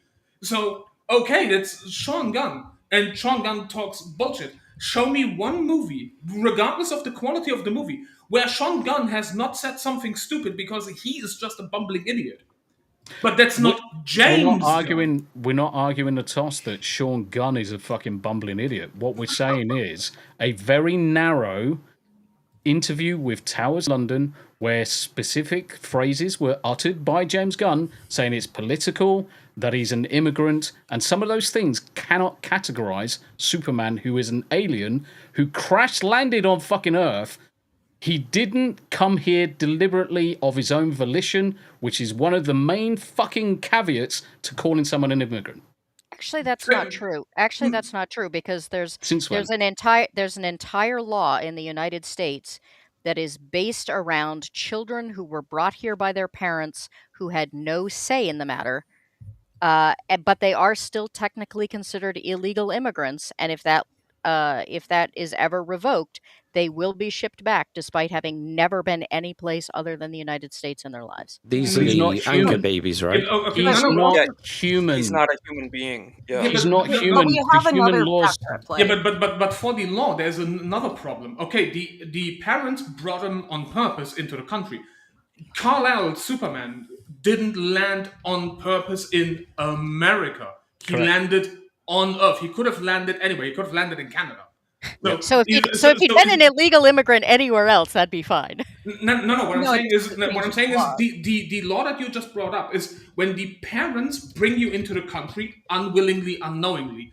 He had even his parents, for all they know, they knew he would land most likely on Earth. They didn't know he would land in America. So he could have landed anywhere on the globe. So I'm not sure how that law would that's let me jump in. Big time. My hands. Let me jump in on this. Yes. Yeah. So, go for it. Not an immigration lawyer, not an expert at all. Just read some shit on the internet. Disclaimer. But I was reading about this a few months back when it came up and people started talking about it. So there's a few different laws that actually cover how Superman arrived. Well, Clark Kent, whoever you want to call him, arrived in the United States. Now, one of the issues that does come into play when you're looking at the legality is what year did he actually arrive? Because immigration law in the U.S. has changed over time, and there have been different provisions that were locked in at different times.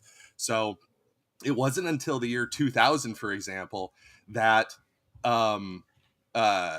adopted kids automatically got citizenship if their parents were adopted. Up until that point, you could be naturalized if you weren't already a U.S. citizen, but you had to go through a process.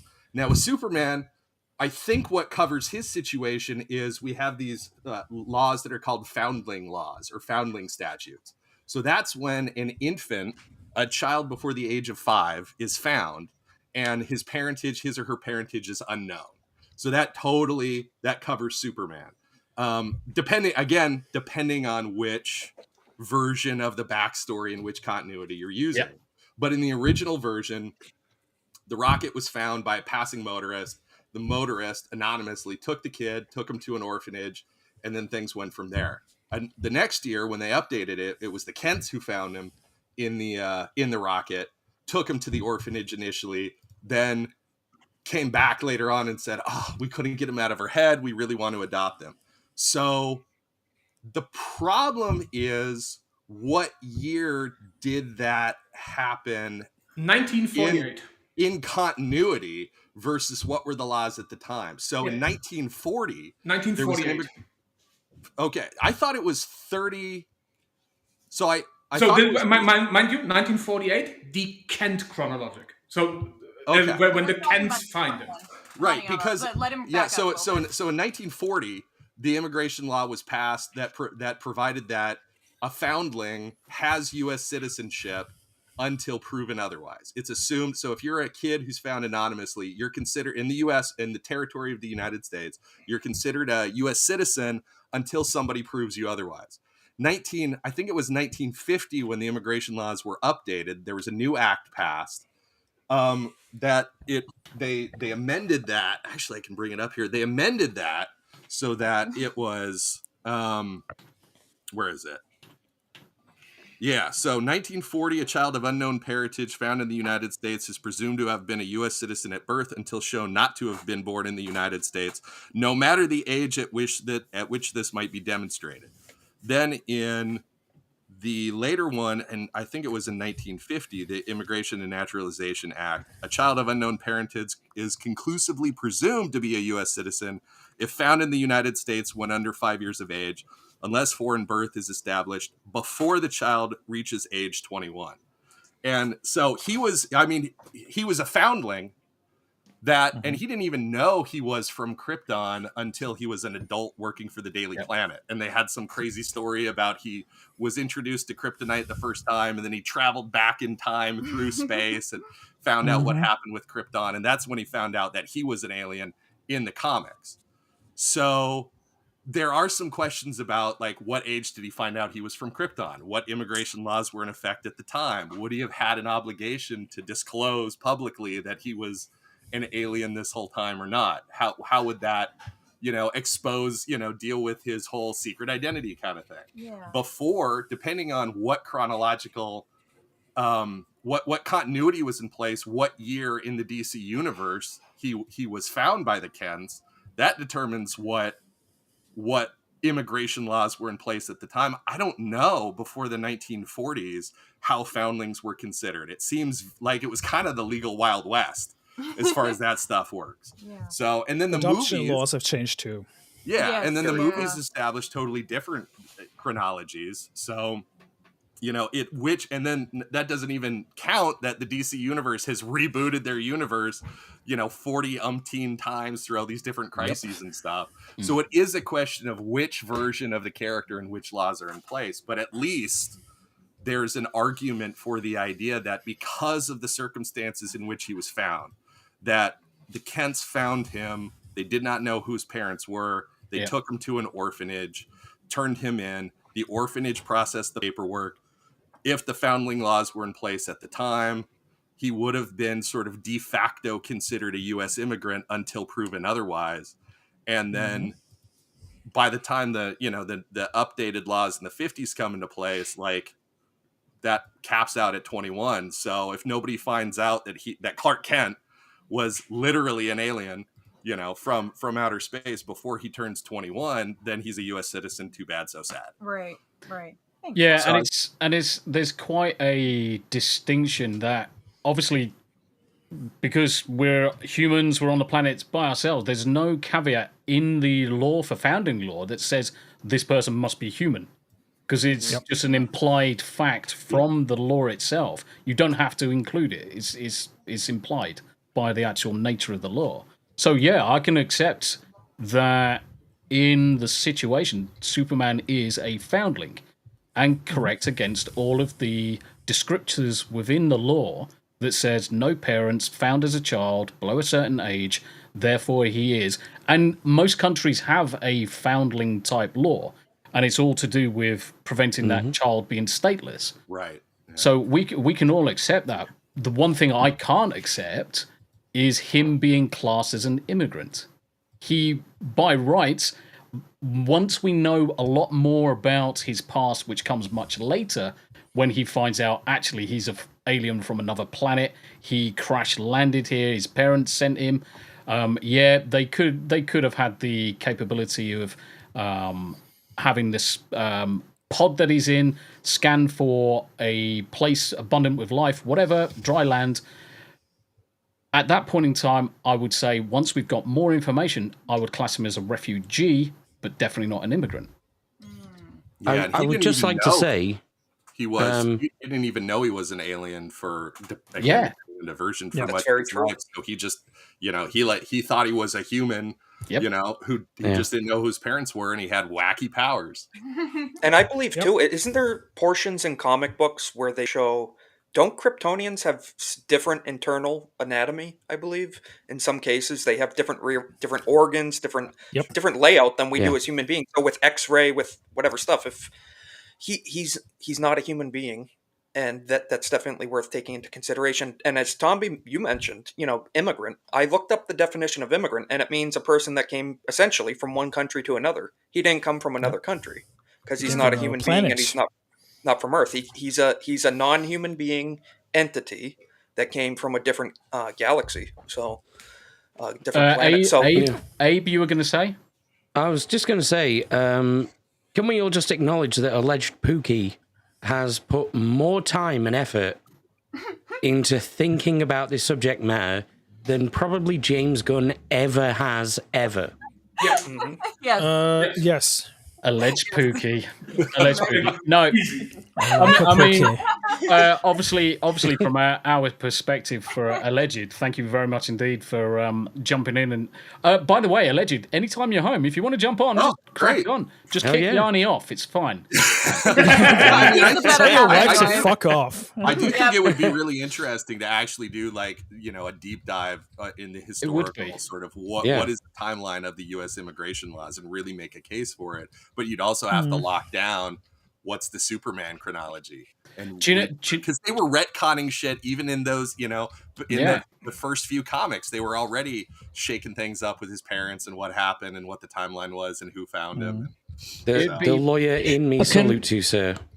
Jack, go ahead. I just wanted to sort of back and say I don't think it would be interesting, because this would be a moot point if it wasn't for the fact that at the moment in Zeitgeist everyone's talking about illegal immigrants. If no one was talking about illegal immigrants, James Gunn would never have made that fucking stupid comment.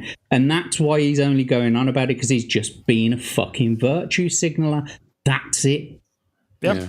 I don't think one line in one interview is really going on about it. And I would also make the argument that people would not be getting so furious about the idea of Superman as an immigrant if people weren't currently talking about immigrants. Yeah, because again, I would agree with that. I would agree with that. In the 1950s, he was used as an advertisement for pro-immigration. Yeah, and for not making fun or harassing people who were immigrants. So this is not it was not a big deal until. But that should just be down to what James Gunn said about kindness and human kindness. Great, yeah, we shouldn't be making fun of people who are immigrants. I completely agree with that sentiment. I think everybody here can agree with that sentiment. We shouldn't be making fun of people who are immigrants.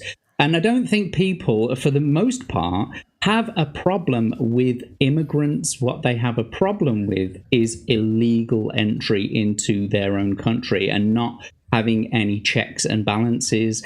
Just enter the fucking country and they scarper into the fucking streets, and you that's it. You'd never hear from them again. My issue, personally, being in the United Kingdom, my issue with people coming over here, I've lived in a multicultural country my entire fucking life. I live in the middle of Birmingham. It's full of Jamaicans and Indians. Yeah, it's literally spot the white man in a lot of places. I have no problem having grown up with people from different backgrounds.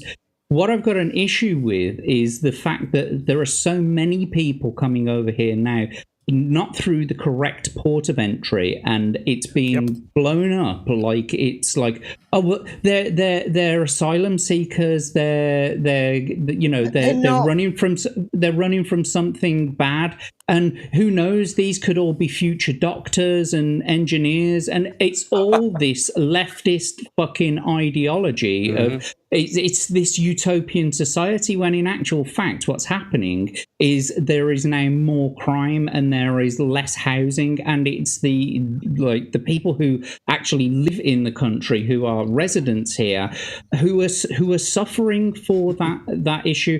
And so, I like I said, no one should be making fun of immigrants, people who want to come to a country to make a better life for themselves and want to add to the country and the economy. Let's bring them. Let's bring them all over. I don't care.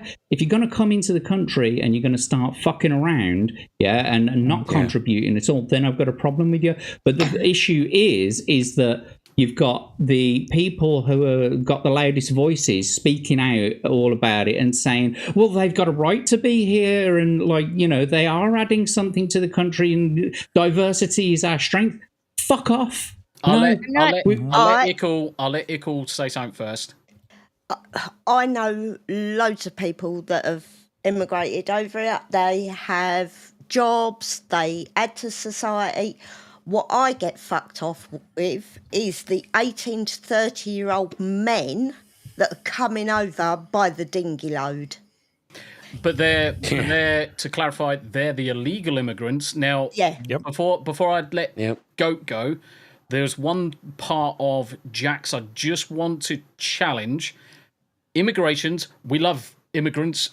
Every country loves immigrants, providing they're coming into the country to enrich and support, coming in illegally, and acclimatize to the country they are now living in. Yeah. That is the fucking key point.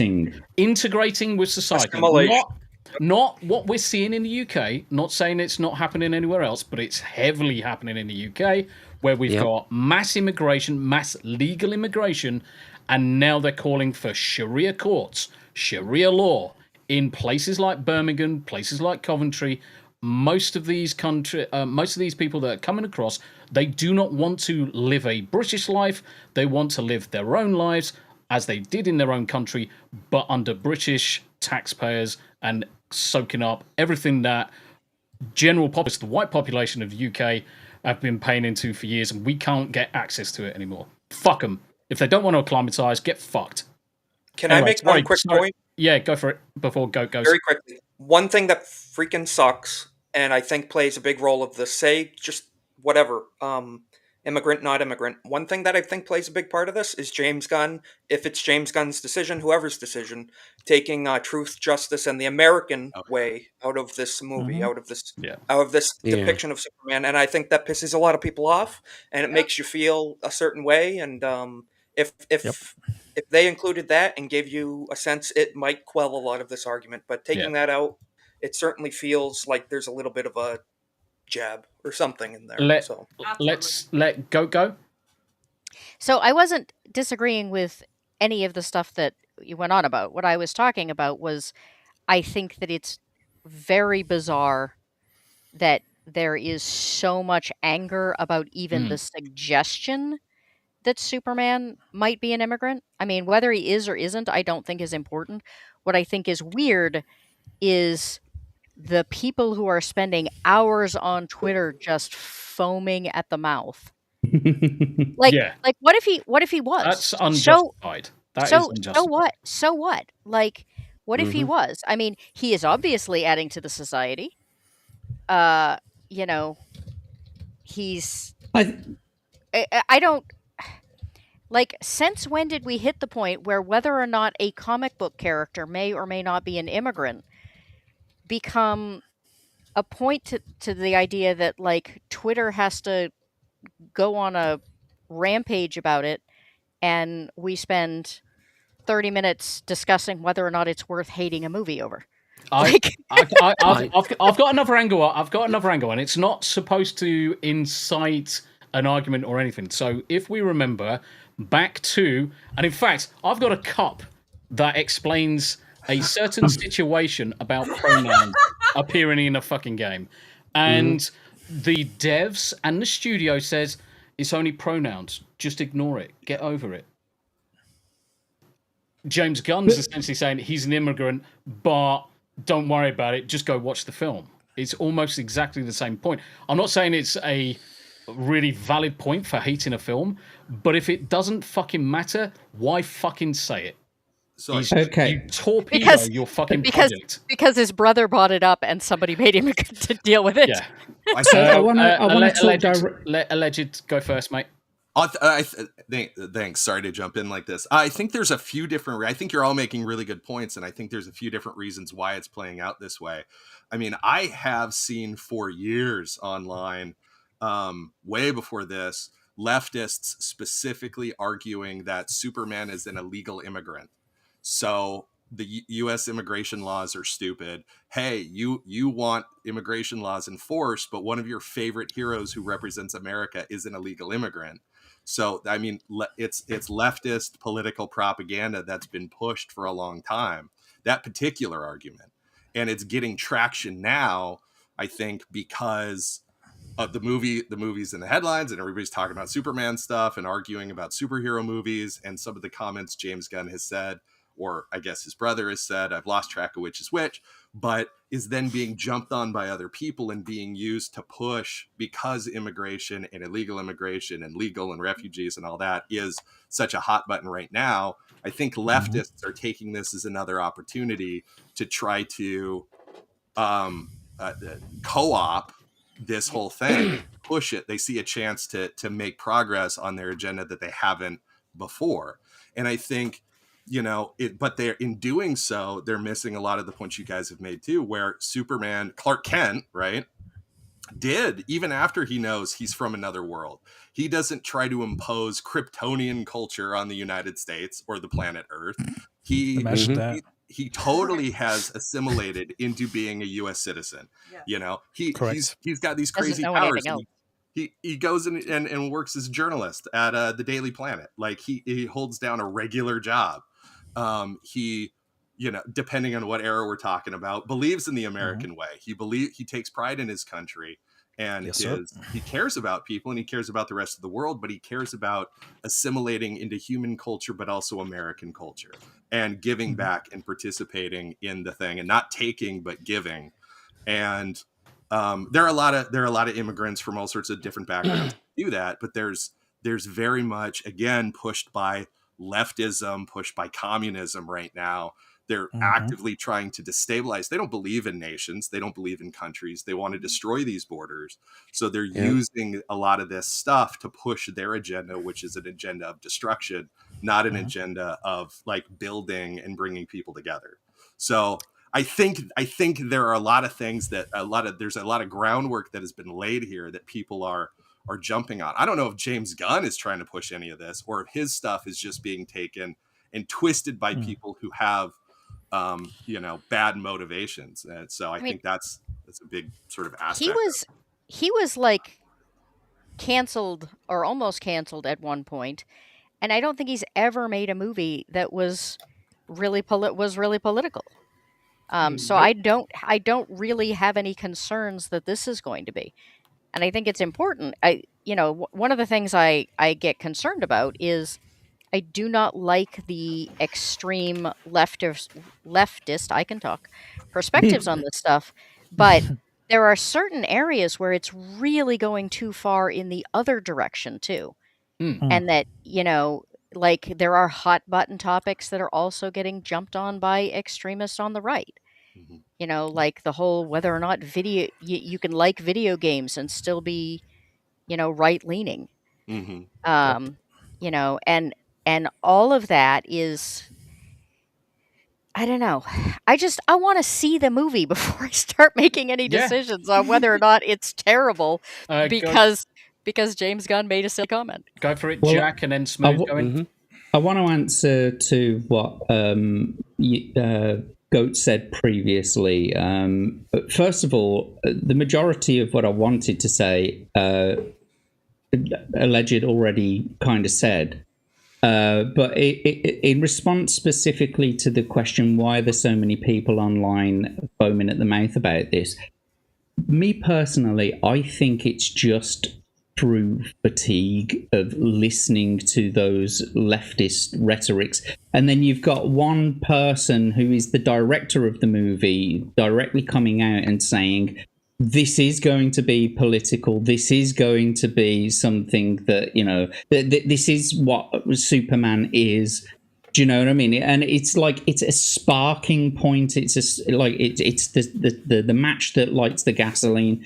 And because people are just, and it's Twitter as well. Do you know what I mean? It's a fucking breeding ground for argumentative conversation.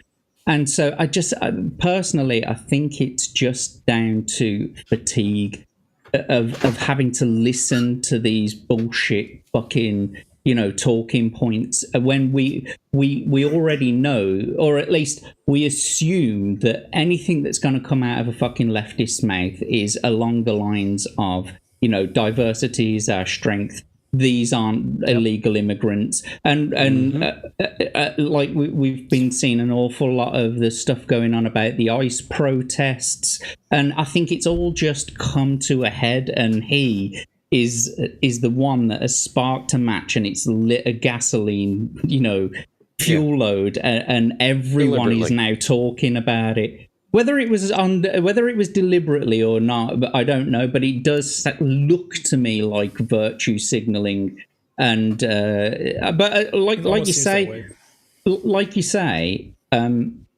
he hasn't done much political stuff. But wasn't he the showrunner for X-Men 97? The one that no, was it not? Who was that?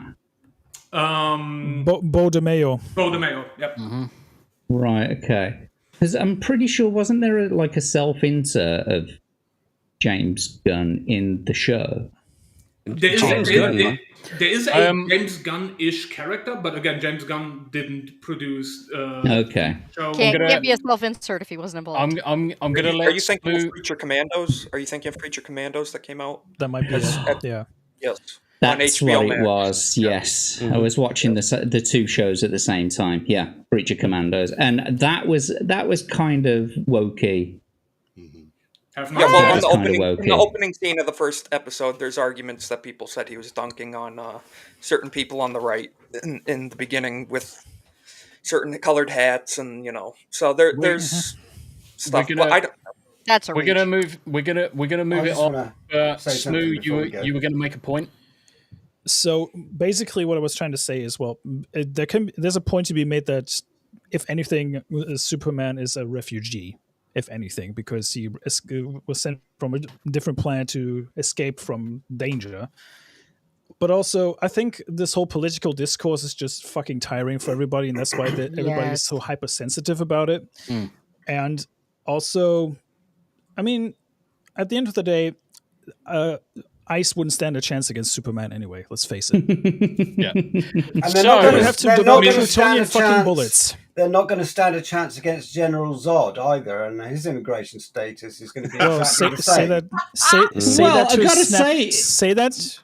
I want to move on. Nick. I want to add to what Greg's just said there. If anyone can be classed as an illegal immigrant in the sort of common sort of vernacular, it would be Zod and the gang, because they broke into the country. They came here on fucking purpose, and they're trying to push their own ways on the populace. But so I think before we move on, I would even challenge that back and say they didn't come here to. Well, actually, yeah, they did. They were. No, they did. I'm in full support of that. Fuck them. Levistro for $5. They took out Truth, Justice, and the American Way as far back as 2010s. Yes, they did. That's DC. Gunn just rolled with it. He's inheriting things. He even revoked his American citizenship at one point, which was a fucking disgrace. Okay, Smu. That's DC Comics. Smu. Yeah. So Smu. Yeah, we can have closing words. If anything, none of these waffle munchers have realized. Even if, let's just roll with it, even if he was an immigrant, isn't Superman the poster child of what an immigrant should be? Yeah. Yeah. And they haven't realized that yet. Guess what? We don't care. We don't care anymore. Smu, take us through this. Hang on, Smu, before you do that. Hang on, before you do that. Topic.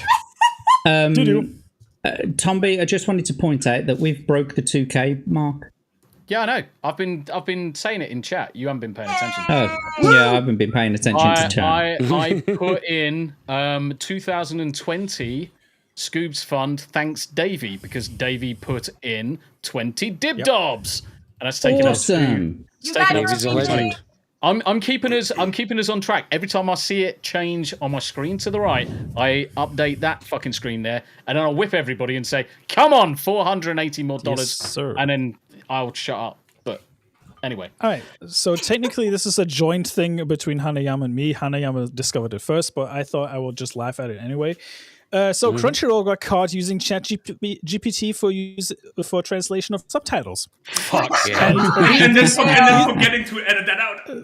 And they forgot to edit it out. And then they got called out, and then they responded with like, "Well, we're going to blame a third-party vendor because this is a violation of our agreement." Sure, whatever. Keep blaming other people. Problem. Even if this is a third-party problem, how the fuck do you have third-party people working at your dogshit company that do basic subtitles when you don't even translate from the original language? Because the ChatGPT translation is the translation from the English subtitles into the German ones. They didn't even translate from the original language. These lazy bums. That's even worse, because that's like Chinese whispers. Eventually, the fucking original message is lost. Yes. See what this reminds me of? You know what this reminds me of? There's a woman that translated. No. This reminds me of a woman who took the lyrics of "Let It Go" from Frozen, translated them to Russian, back into English, to Russian again, and then to English again, to like completely bastardize the lyrics. Yep. Oh Jesus. No, do you know what? I want to listen to that now. Yeah, that's pretty fucking funny. Let me find it for you. Let me explain. Let me explain. Yes. The way that companies, and this is even true for the German companies that do subtitles for like movies and shit, they never translate tier 1. Tier 1 meaning translating directly from the original language it was recorded in. No company ever has translated into German in a tier 1 translation. They always do a tier 2 translation out of English, meaning they wait until the English translation comes out, and then they translate the English into German because it's easier for them. What none of these idiots have ever in the history of German translations realized, the English translations or whatever already change shit because certain proverbs localizes. Just certain proverbs like if you can make a really quitty joke in English, but it's a pun. Now translate that pun into German, it no longer makes sense. Yeah. Yep. So, right, I'm just going to pause you for a second there, just to say that this is the most retarded thing I've ever seen Rick say. We need a massive EMP incident to end the scourge of AI. A crock of fucking Rick has been compromised. Shit. Really simple. Just time him out for 5 minutes and keep up. So, and I agree, Rick. I agree. I'm with you. Yeah, there was a big solar flare this morning. You never know. I was thinking earlier. No, I just removed Greg. He hasn't realized. Yeah, filthy heathen. So, and basically, the way this works, so now you have a bunch of like these word puns, these jokes. So they already get translated into English and get changed so they make sense in English, because a word pun in Japanese or whatever would not make sense in English. So you translate that one to make it make more sense. Now you translate that one into German, and whatever that joke may be, whatever that pun turns out to be, is so far removed from what the original joke was, it doesn't even make sense in the scene anymore. Because they always translate tier 2 and never tier 1. Now you have Crunchyroll, these lazy motherfuckers. They make, again, a tier 2 translation using ChatGPT. Why didn't you translate from the original source, you dumb motherfuckers? That would be too easy. Like, if you're going to do a tier 2 translation using a fucking bot, why not use the bot on the original language then, you lazy dickheads? Like, what Doesn't it just what the make it fuck is up? their problem? Yeah. And the So- funny shit is, Crunchyroll has 900 employees that are fluent in German or are German natives that speak English. The fuck you need a bot for to translate?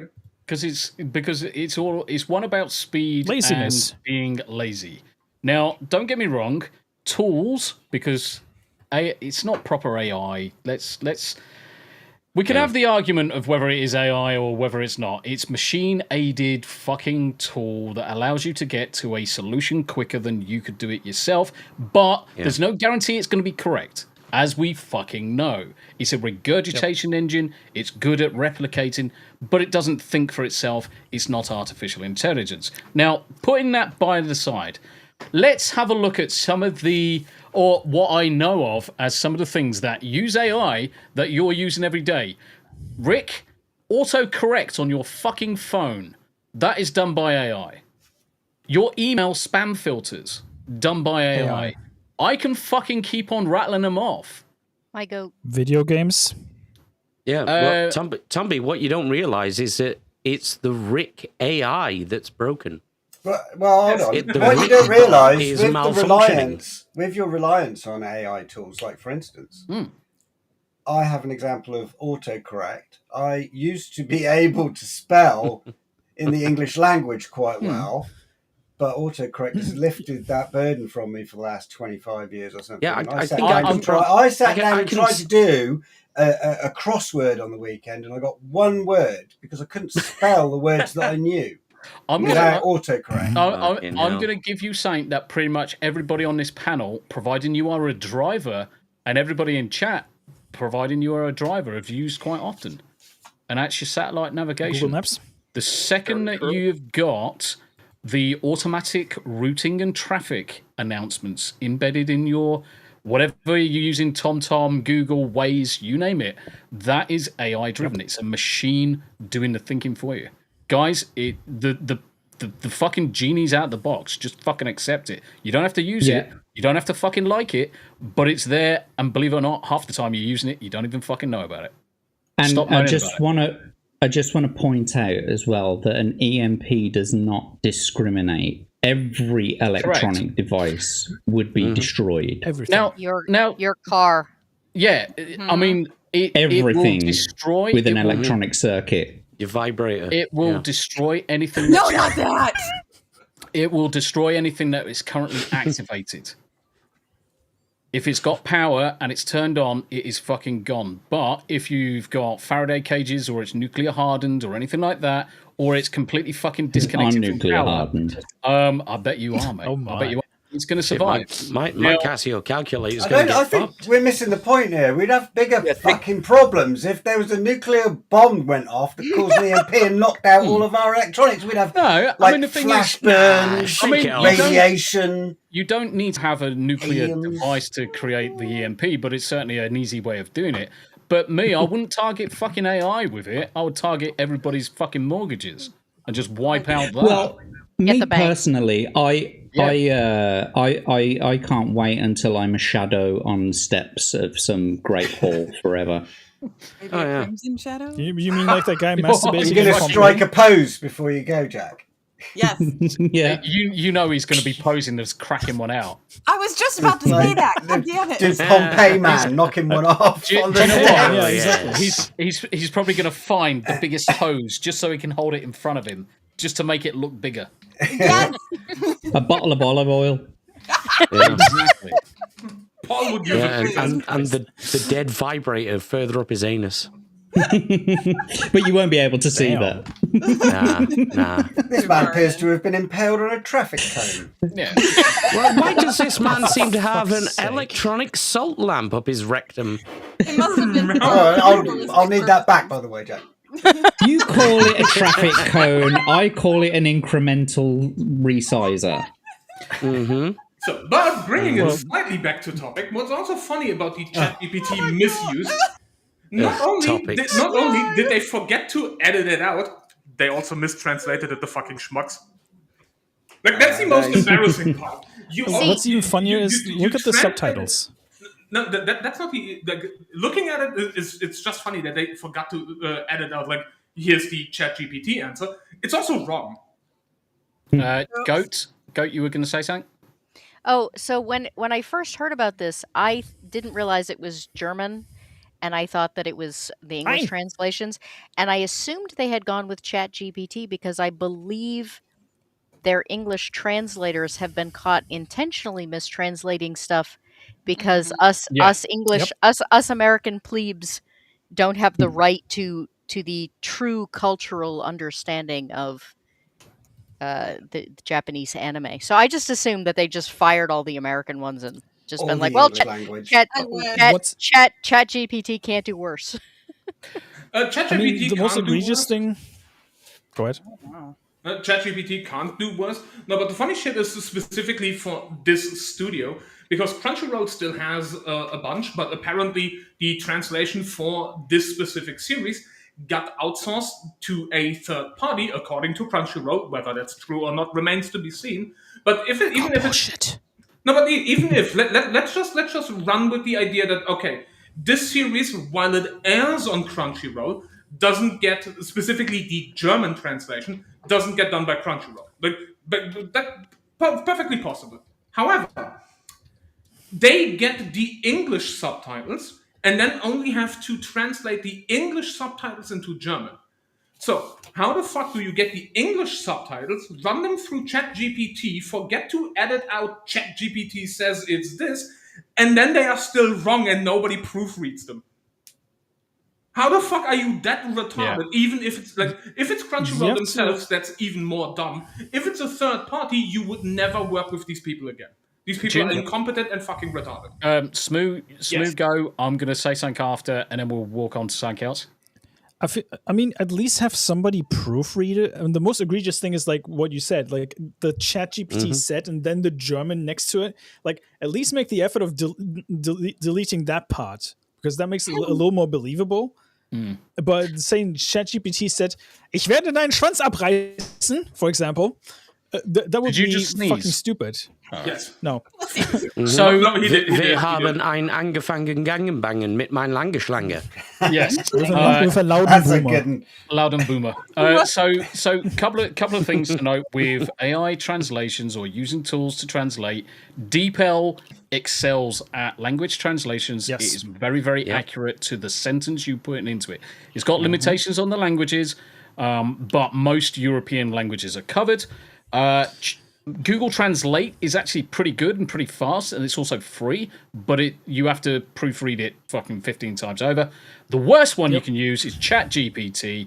The only difference with ChatGPT is if you feed into it live conversation, it understands context and nuance where the others don't really.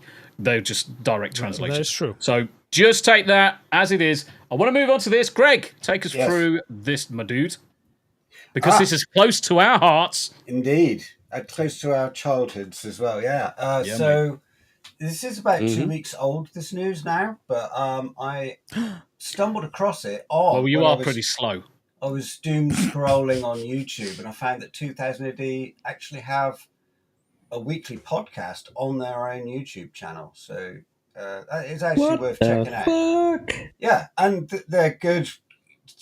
Good subjects. They do deep dives on historic strips and stuff. It's worth checking out. But anyway, Empire did a story on the new Rogue Trooper movie. So this is doing it with live action actors with motion capture, which they are then animating over the top with Unreal 5 to do the textures for New Earth. It's a highly polluted landscape of an alien planet, and basically, if you come into contact with the atmosphere, you die, you dissolve. And like the Wicked Witch of the West. The Rogue Trooper, Rogue is one of the genetic infantrymen that are a secret weapon of one of the factions in the war that are genetically engineered to be able to breathe toxic fumes and drink the water and survive in the landscape. So they're super soldiers, but they also have biochips in their head to record their battle experience, and they can be saved and then put into a new clone body. It can be so put they're all into a new- identical. Yeah, new clone. Yep. So they're clones, biochip clone super soldiers, and it's a great comic strip. I think it was Pat Mills that wrote it originally. Pat Mills. Yep. Yeah, and yeah, we actually, myself, Lance, Pat, and the Inside Man actually discussed Rogue Trooper and the upcoming film. Whilst he didn't have any direct influence over the film being made, obviously it's using historic content that he's created and the characters. Yeah. But yeah, it is looking good. And I mean, the only thing that, to me, that as a fan of the comic that stands out is the eyes. But I can get past that almost straight away, because he's supposed to have like blank eyes. I think blue eyes. I'm not 100% on that, but I thought it was blank eyes. Yeah. Yeah. So, but it's if you go to the article on Empire, there is actually 3 other shots. Oh look, Superman! Yeah. Oh no! Don't start! Don't get us started. So that's he's huffing in a fart right there. 2 Surtha troopers there, walking through the landscape in New Earth. That's some kind of battle mole, I think, like digging under the earth. Oh, Greg, I didn't know you were in the film. I'm not sure. These 2, it's Greg and Paul. They're characters that are kind of traders. They're like itinerant, salvagers. That they're a comedy element in it as well. That's apparently a bit of a deep cut. Fucking hell, he's got a big nose. I don't know who that is. Holy fuck! Kind of looks like Matt Berry. Paul. Paul. He only wanted to pop in just to fuck with us. Paul. Yeah. He's not going to say anything. He's fucking lame and There you gay. go. Let's face it. Right. Okay, Okay. now. So yeah, I mean, Hello. hello, Paul. I'm quite looking forward to that. Yeah, I'm looking forward And to not only that, but like I was looking at the comments on the podcast episode, and people were sort of listing what other properties they want to see from 2000 AD. 2000 AD. Made into Strontium Dog. Strontium Dog was a Yeah. popular one, but one of the most popular and one that could be done with the Jurassic Park technology Jurassic Park, is yeah. Flesh. Flesh. Would be a fantastic one-off Yeah. movie. It That would be fucking awesome. banging. And it would feed historically into a Strontium Dog series and then a Judge Dredd series, because it's all part of the same It's all timeline. same. Right, okay, we are going to move on to this before we start looking towards the memes. Yeah. That's awesome. Yeah. Wow. Right? Shake it, baby. Nice. I can Whose was hear this? This the is Harry music. Enemas, wasn't it? Yeah, I think he just went offline. Oh. But yeah, the meme is coming full circle from Spider-Man 3 to Marvel Rivals. Here's the Bully Maguire dance. I can hear the music just by watching the animation. I like the way he's just flicking his bits. It's like, yeah, it's like, oh yeah. Whoever came up with that dance move has probably made quite a lot of money out of it. I would have thought. Oh yes. Furious Dan for one whole dib-dob dillery-doo. Hail, Tombi, over on Hail, Rumble. Dan. Thank you very much indeed. How What's you up? doing, Dan? It's good to see you, my friend. So, yeah, well, if that's the case, let's just quickly do this then. Tombi? Hello. Are you escaping? Well, I apologize. I have to leave a little early. I sent my husband to pick up supper on his way home from work, and instead he bought cat food. Oh. So, That's supper then. Okay. Good job. There's a joke in there about trying to feed your pussy. it is not an excellent way to get any, let me tell you. Goat, where are you going to be next? Where are we going to find you? So at 7:00 tonight, we have shows you've never seen. We're watching the 2006 show Daybreak. As I mentioned earlier, it's a cop movie with a time loop. It is also available on YouTube, so the audience can watch along with us. I am working on a Battle Royale ripoff, shall we say, movie video. And there was something else very important I was working on, and now I've forgotten what it was. So I guess it probably wasn't all that important after all. Is it a video about the impact of the collapse of diamond distributors on role-playing game distributors? I'm fairly certain that everyone else with more knowledge is going to take care of that and far better. I mean, I will laugh hysterically, don't get me wrong. Yeah, that whole thing is a total nightmare. But I will also be keeping up on trying to transfer all of the Slice and Dice episodes into minis slowly but surely. And other than that, I am, as kind of a side note, for those who don't know, I do editing for independent authors and role-playing games. And I had a project that looks like it's going to end up ending the end of this month.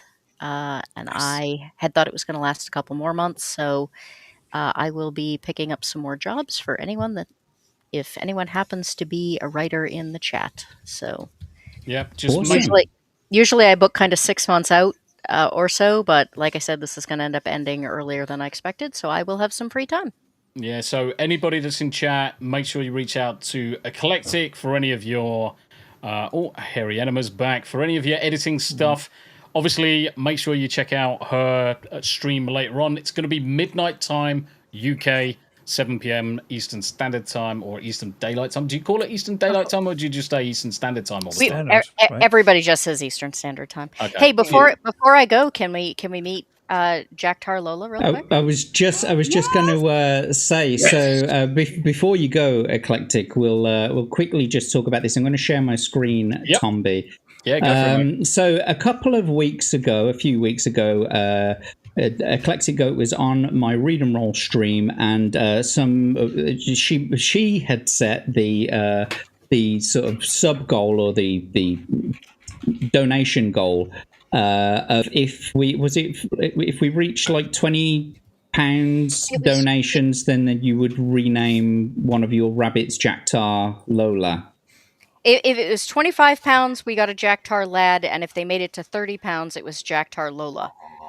And so there she is. That's the official Jack Tar Lola for Rick and Davyverse and the others who donated to push it over the targets. Thank you so much. There she is. That's the She's so much prettier than you, Jack. I know, right? But, and just like that one, she's a survivor. Just like me, she's a survivor because the rest of them got cold. I didn't. I got to admit, Jack, I did not have your furry arc on my bingo card for this week. Exactly right. So she is the color is called Castor. She looks very brown in this picture, but she's actually kind of a mottled brown-black mix. Oh, she's pretty. So I really wanted a Castor female. So and her form is very good, other than the fact that her ears are a little bigger than they would normally be. They are some big ass ears. A little bigger than the moon. And she is.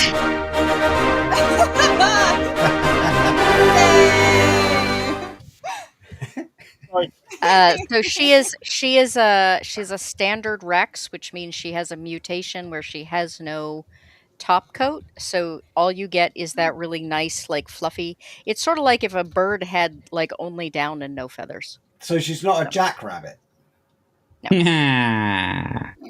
See what he did there. Oh, that's a good pun. I like that. Did that take you all stream to think about? No, it just came to me in a moment. Wow. Fucking I'm clever. going to stop sharing the tab. Yeah. Are you able to use their fur for, I don't know, yarn purposes? No, it doesn't get long. It doesn't get long enough. Out of all the rabbit types, though, the pelts are probably the most sought after. The husband's over here saying that's pretty short. In my defense, she's young, and I thought that maybe, their fur grew. I don't know this breed. Don't give me shit. Yeah, they're only about. No, give her shit. Give her shit. Shut up, She's armed. Don't give a shit. She's armed. Yes. There's only about 3 rabbit breeds that are any good for spinning. So. Oh, okay. All right. I didn't. But Eclectic, thank you so much for naming the rabbit Jack Tar Lola on behalf of my chat and the donators. Thank you so much. Appreciate it. I have even forgiven Rick for trying to kill me. Don't do that. But Eclectic Goat, thank you very much indeed for coming on. Always a pleasure to have you on. Don't be a stranger. And chat, remember, pop in to see Eclectic Goat on a stream later. And if you've got any editing requirements, reach out to Eclectic Goat. Yep, I am on Twitter or Discord. So thank you very much. And I'm going to go figure out what we're having for supper in the next 45 minutes. Lola! Couple of bits. Too soon. Have a good night. Good to see You take care. Bye. Bye now. I want chicken. I want liver. Meow mix, please deliver. And for some reason, Evie Max earlier decided that my microphone wasn't connected, so I just had to restart the session. That's all right. We didn't miss it.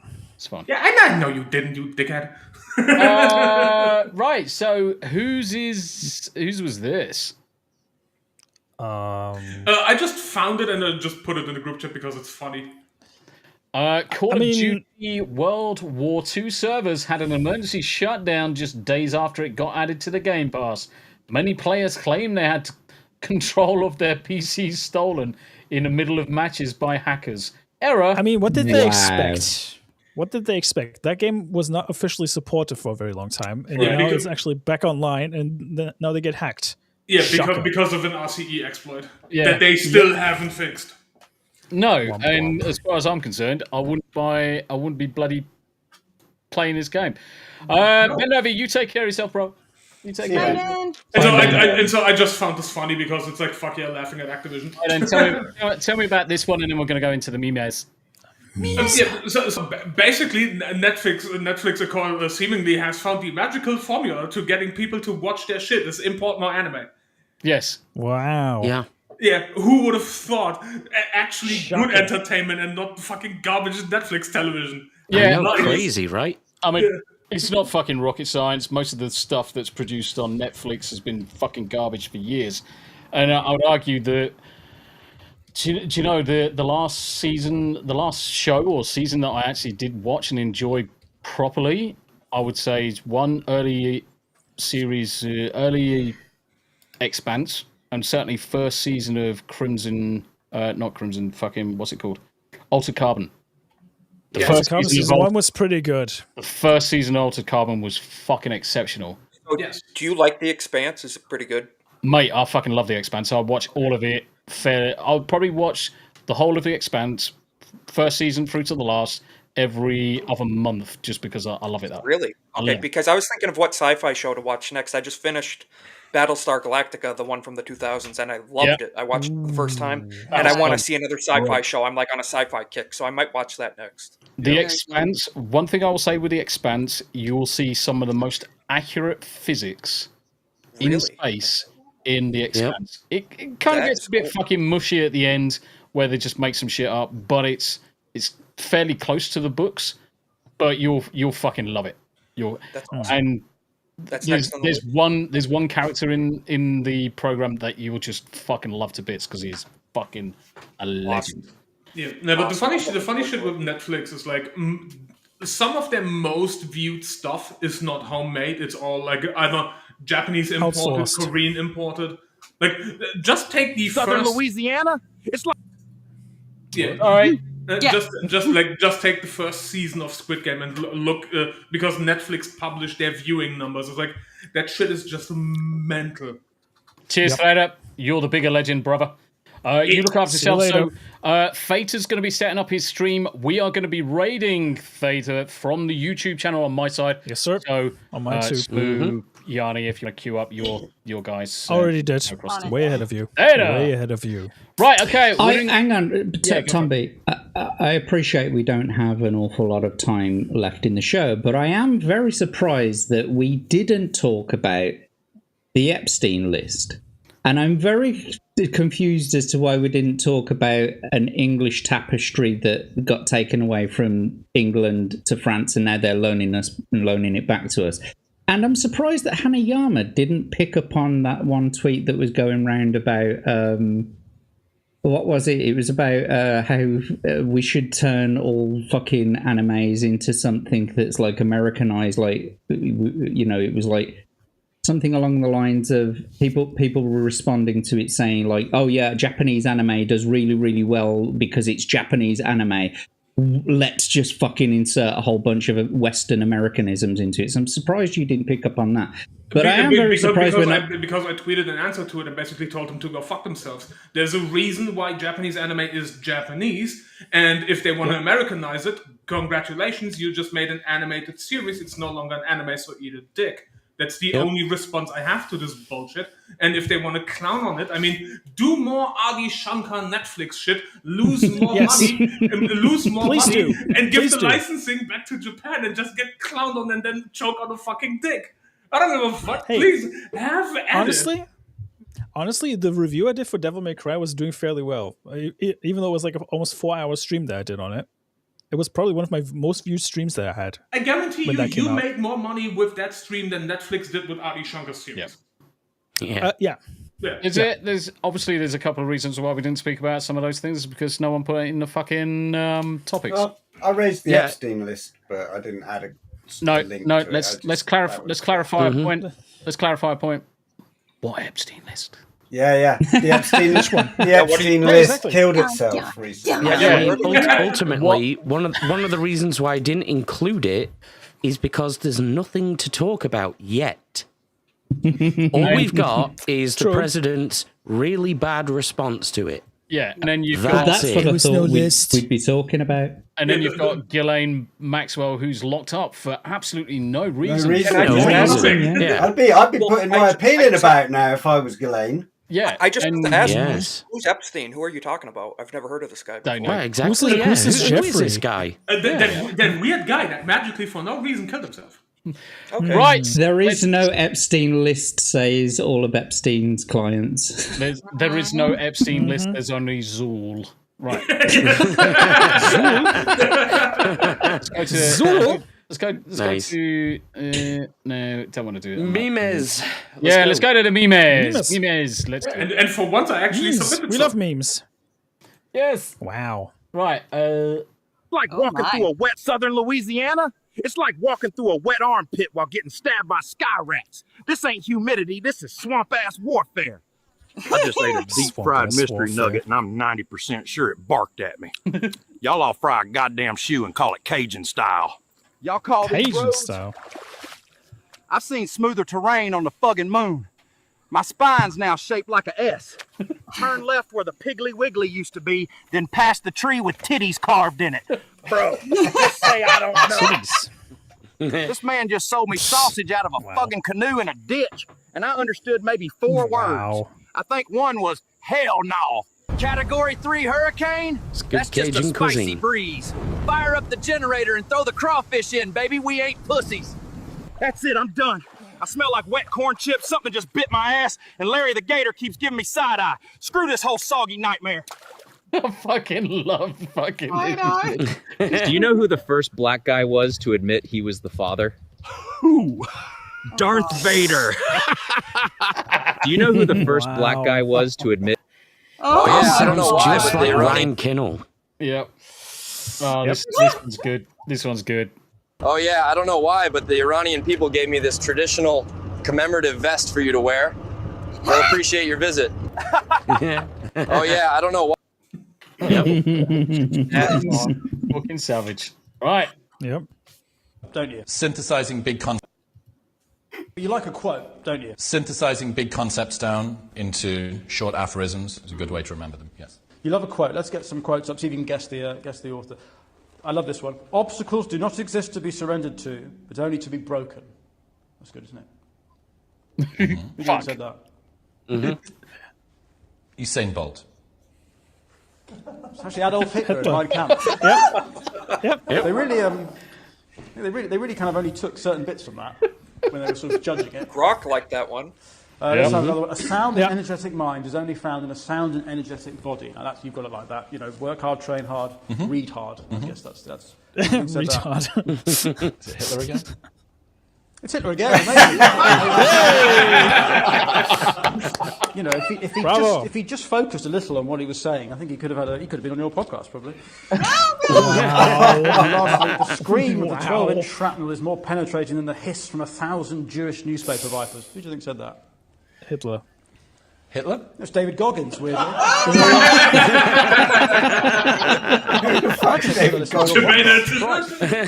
David Goggins, ex-Special Forces.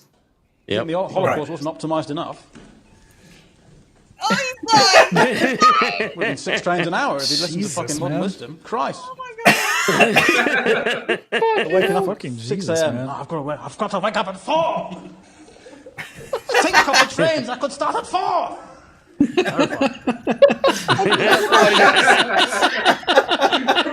just dying. Bro's just dying. That one was for you. That is another thing that I'm surprised that we didn't talk about. The recent sort of maturing of grok that happened sort of overnight and then was swiftly swept under the rug. Yeah, because it was slightly racist. Slightly. It was He like called himself massively- Mecha Hitler. Yes, massively anti-Jewish. It was fucking shocking. I wouldn't be surprised. I wouldn't be surprised if Elon fed it like the recent Kanye West songs. Oh, and I took them a little too personal. Just for shits and giggles. I saw a tweet earlier from somebody who claimed to be the last white man working on grok. Wow. And he was the one who set it free. Grok just woke up that day and chose violence. Shows violence, yeah. Exactly. Right, next one. Yo, what the fuck you want, white boy? Well, it's World War III and we need our young men. Nah, man, get the fuck out of my face. Who the fuck is you? Listen, man, it's World War III. I don't give a fuck. Y'all still owe me reparations. Hello, sir. You've been drafted to fight China with us. Nah, I'm good. Hi, ma'am. I need to recruit your sons to war. All my sons are in jail, so fuck off. Hello, sir. Yeah, never mind.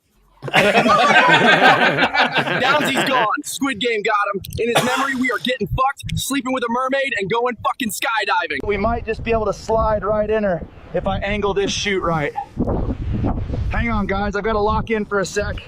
Well, we missed the hole, but I'm sure I'll find it later. For Downsy. Yo, what's good, gang? This Megan. Just met her on the trail. You like bananas, right?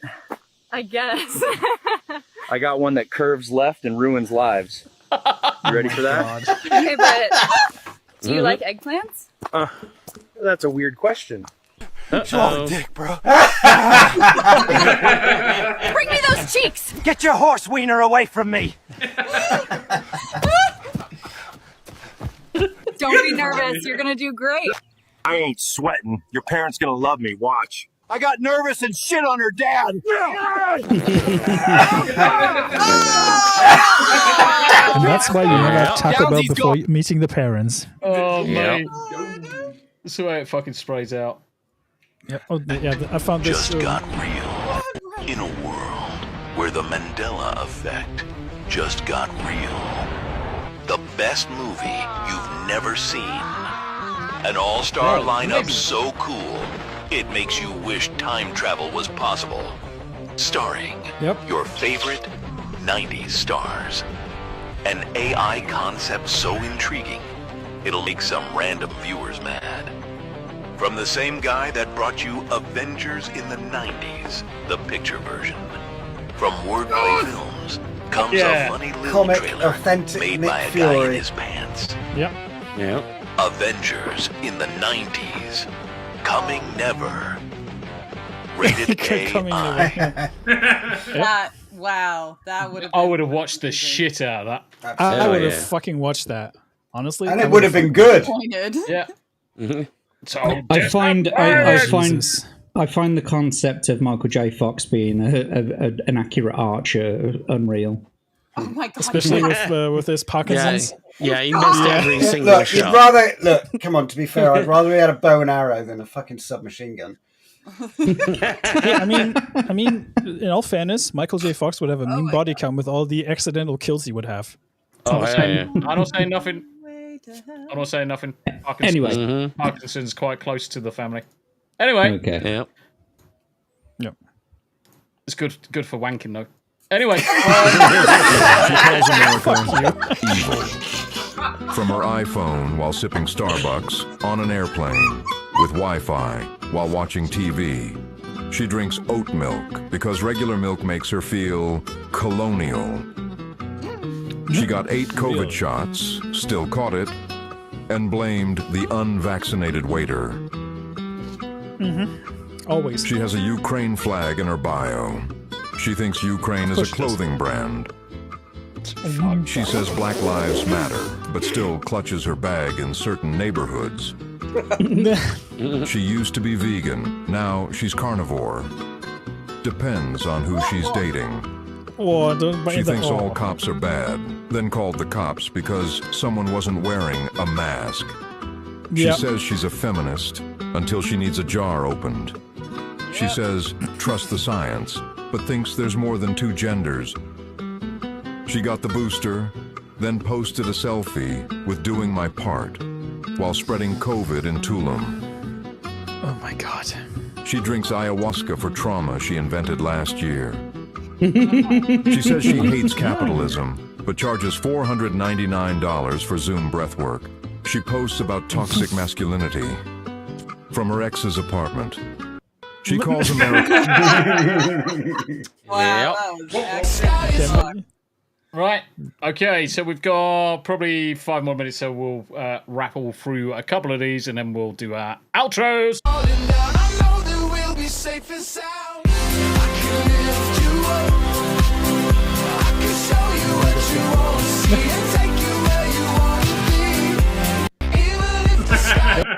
Yep. That is so accurate. Painfully accurate. That is massively accurate. It is painfully accurate, yeah.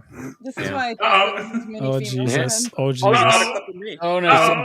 This is me every time anyone asks me my opinion on something. Yeah, No, that, Steve, that was not AI music. That was actually a song that was put out. It's not even loading. It's literally not even loading. No. Yeah. That Twitter icon is, though, isn't it, Tombi? I know. Tell me about it. Yeah. Yeah. Grok is trolling you, mate. Yep. It's when they ask me who funds both sides of the wars. I'm like, well, actually. So yeah, that's not actually duct tape. That's speed tape. I'm an aircraft mechanic, and speed tape is an aluminum-based tape that's designed specifically for aviation. It's due to aluminium. The high speeds and the large temperature differentials that aircraft are subjected to. And in this instance, is most likely being used as a temporary sealant for the forward part of this component, which is called a strake, that helps redirect airflow coming around the engine's nacelle over the aircraft's wing to increase the wing's lift efficiency.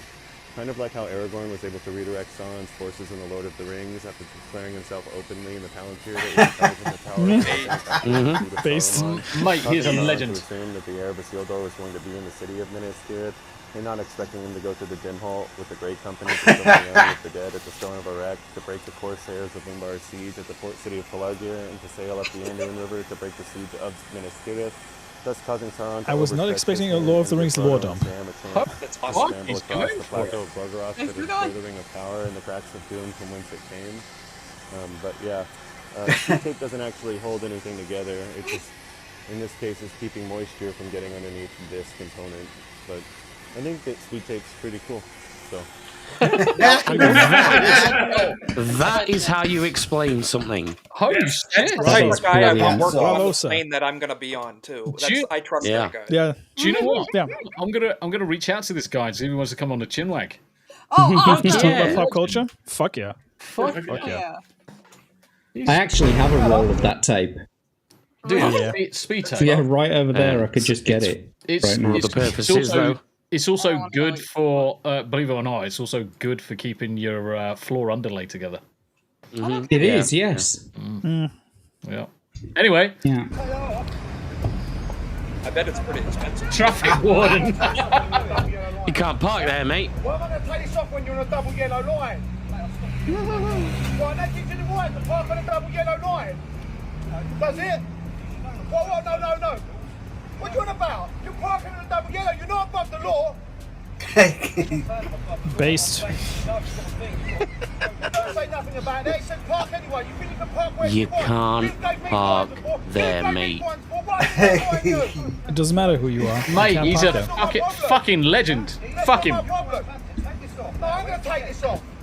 Pay the fucking fine. Oh no, you don't tell me what to do.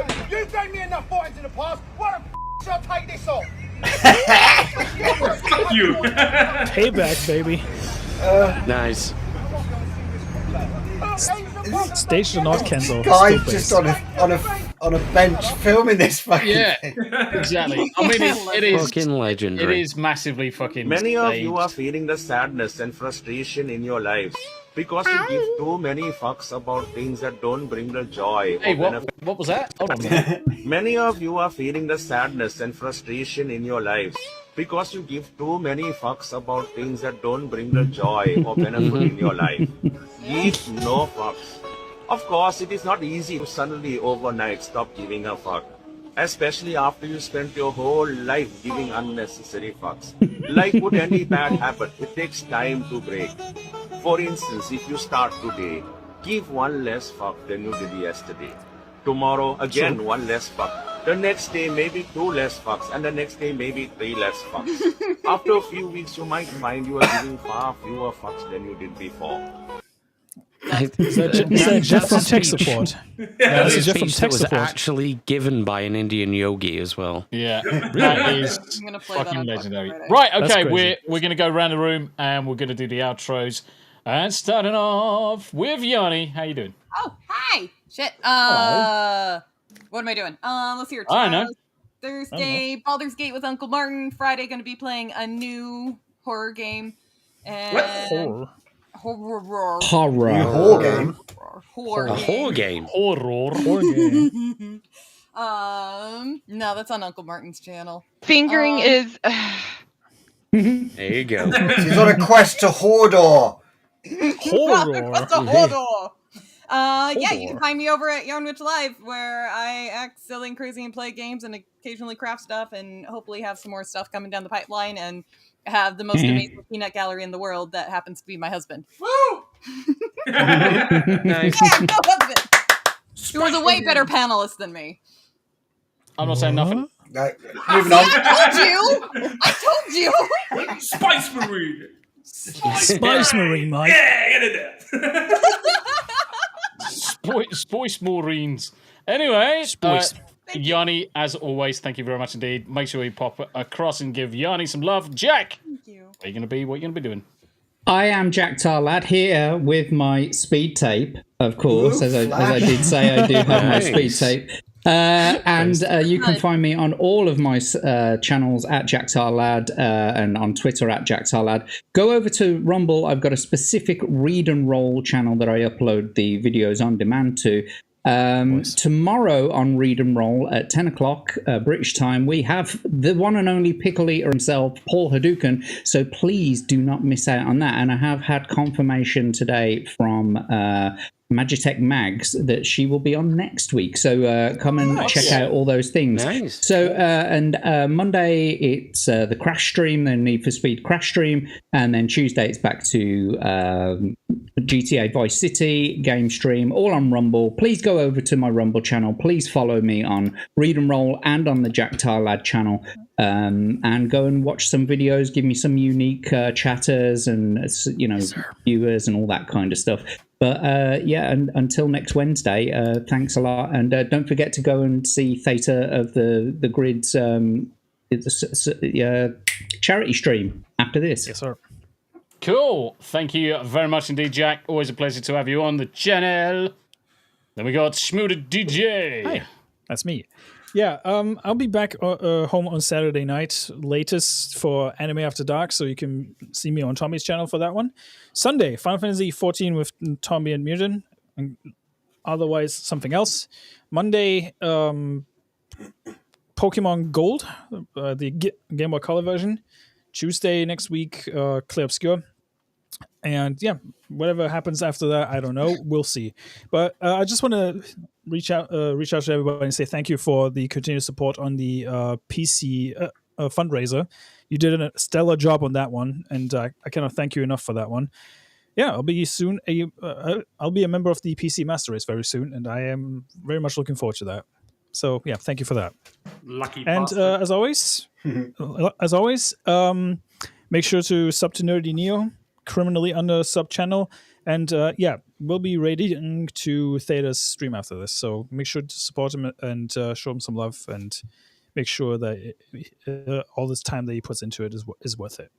Cool. Thank you very much, indeed, Smu. And Paul, go fuck yourself. Exactly. Ickle, where are you going to be? What are you going to be doing? Me. Right. 2 teas tomorrow. You can do me. Yes.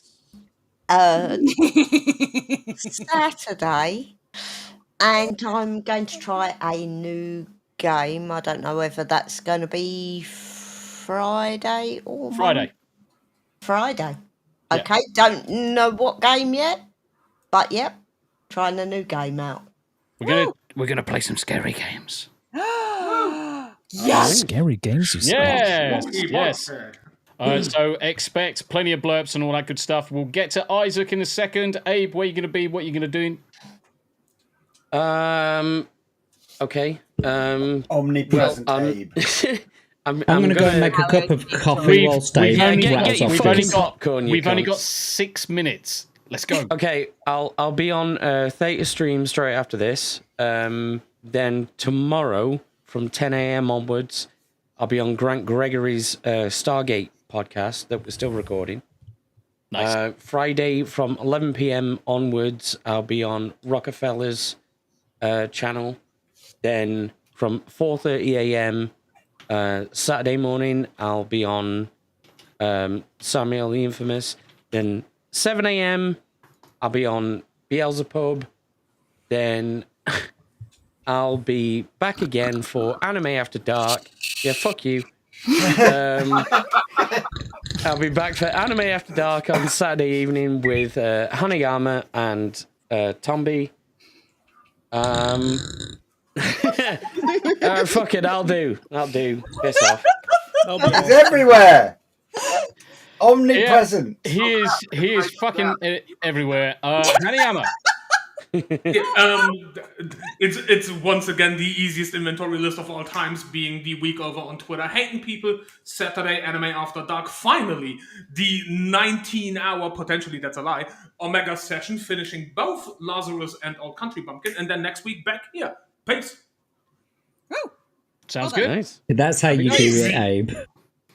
Happy days. Greg. Hello. Magic Fingers. What are you going to be doing? I'm not going to be doing anything. I'm going to be doing nothing. I've been watching YouTube, watching Nux Taku rip shreds off San and everybody for 50 hours a week because I can't play games. Cool. Oh, that's so sad. Pity me. Oh no. No. Okay. Anyway. Right. Over to our special guest, Isaac. What have you got coming up, brother? Got several things. I'm trying a few new things out, trying different streaming sites, but every Monday night on my channel, Isaac 556x45, and for our European friends, that's the most popular rifle caliber in America after my name there. And no, I got the Golden Age podcast. That's the thing I'm really pushing now. I would like to ask people, you can follow me on X and Kick, but specifically YouTube. Very close to 300 subscribers on YouTube right now, and really trying to grow that. We have the Golden Age podcast every Monday night, 8 p.m. Eastern. We talk about politics, pop culture, culture war stuff. I like to get different people's opinions, having different guests on every week. And yeah, just talk for an hour there every Monday night. And very close to 300 subscribers, like I said. And you'll see me all around the Fellowship, the 199, GCA, the Cabal, everyone. I'll talk politics. Fucking name drop, motherfucker. I just love talking to people. I love it. You'll see me in Nerdrotic chats or Alex Jones. You never know, depending on the day. So you can see me on a variety of topics. So thank you for having me on. I had a great time. Tombi, I appreciate you. We should get together and talk about ancient history and archaeology and absolutely. Shit like that sometime. I'll be talking ancient history tomorrow night on Jeff Up North's channel. So maybe I'm always down to talk about that. I love that stuff. Definitely So welcome for that. Yeah, we should put Jeff Up North's link into chat while we're doing the outro. I'll grab it and post it in. Right, okay, for Hit me, up on Twitter. I'm going to do this very quickly. Baldur's Gate 3 in 35 minutes. Tomorrow, 2 T's in the pod, followed by some gaming, probably June. Friday exclusive, Tombi's 2 Penny Forts at about 1,700, maybe 1,800, depending on what and how I feel. Then we're going to play some games with the IcklePickle. Into the weekend, going to be doing some Anime After Dark for a fair few hours after we've done the second episode of the week for 2 T's in the pod. And then some more gaming and all that shit. Until next time, guys, thank you very much indeed for all the likes, shares, subscribes, gifted memberships, the donations, and the support you've given Scooby. And as again, we are ending on $2,020. Absolutely superb. Link is in chat. If you've got $5 or £5, please consider dropping it in there. Until next time, guys, you look after yourselves. It's been an absolute pleasure. Bye for now. Bye. Oh, Bye. any other thing? I Bye-bye. completely forgot about the outro date. Ignore the date. Just see you next week.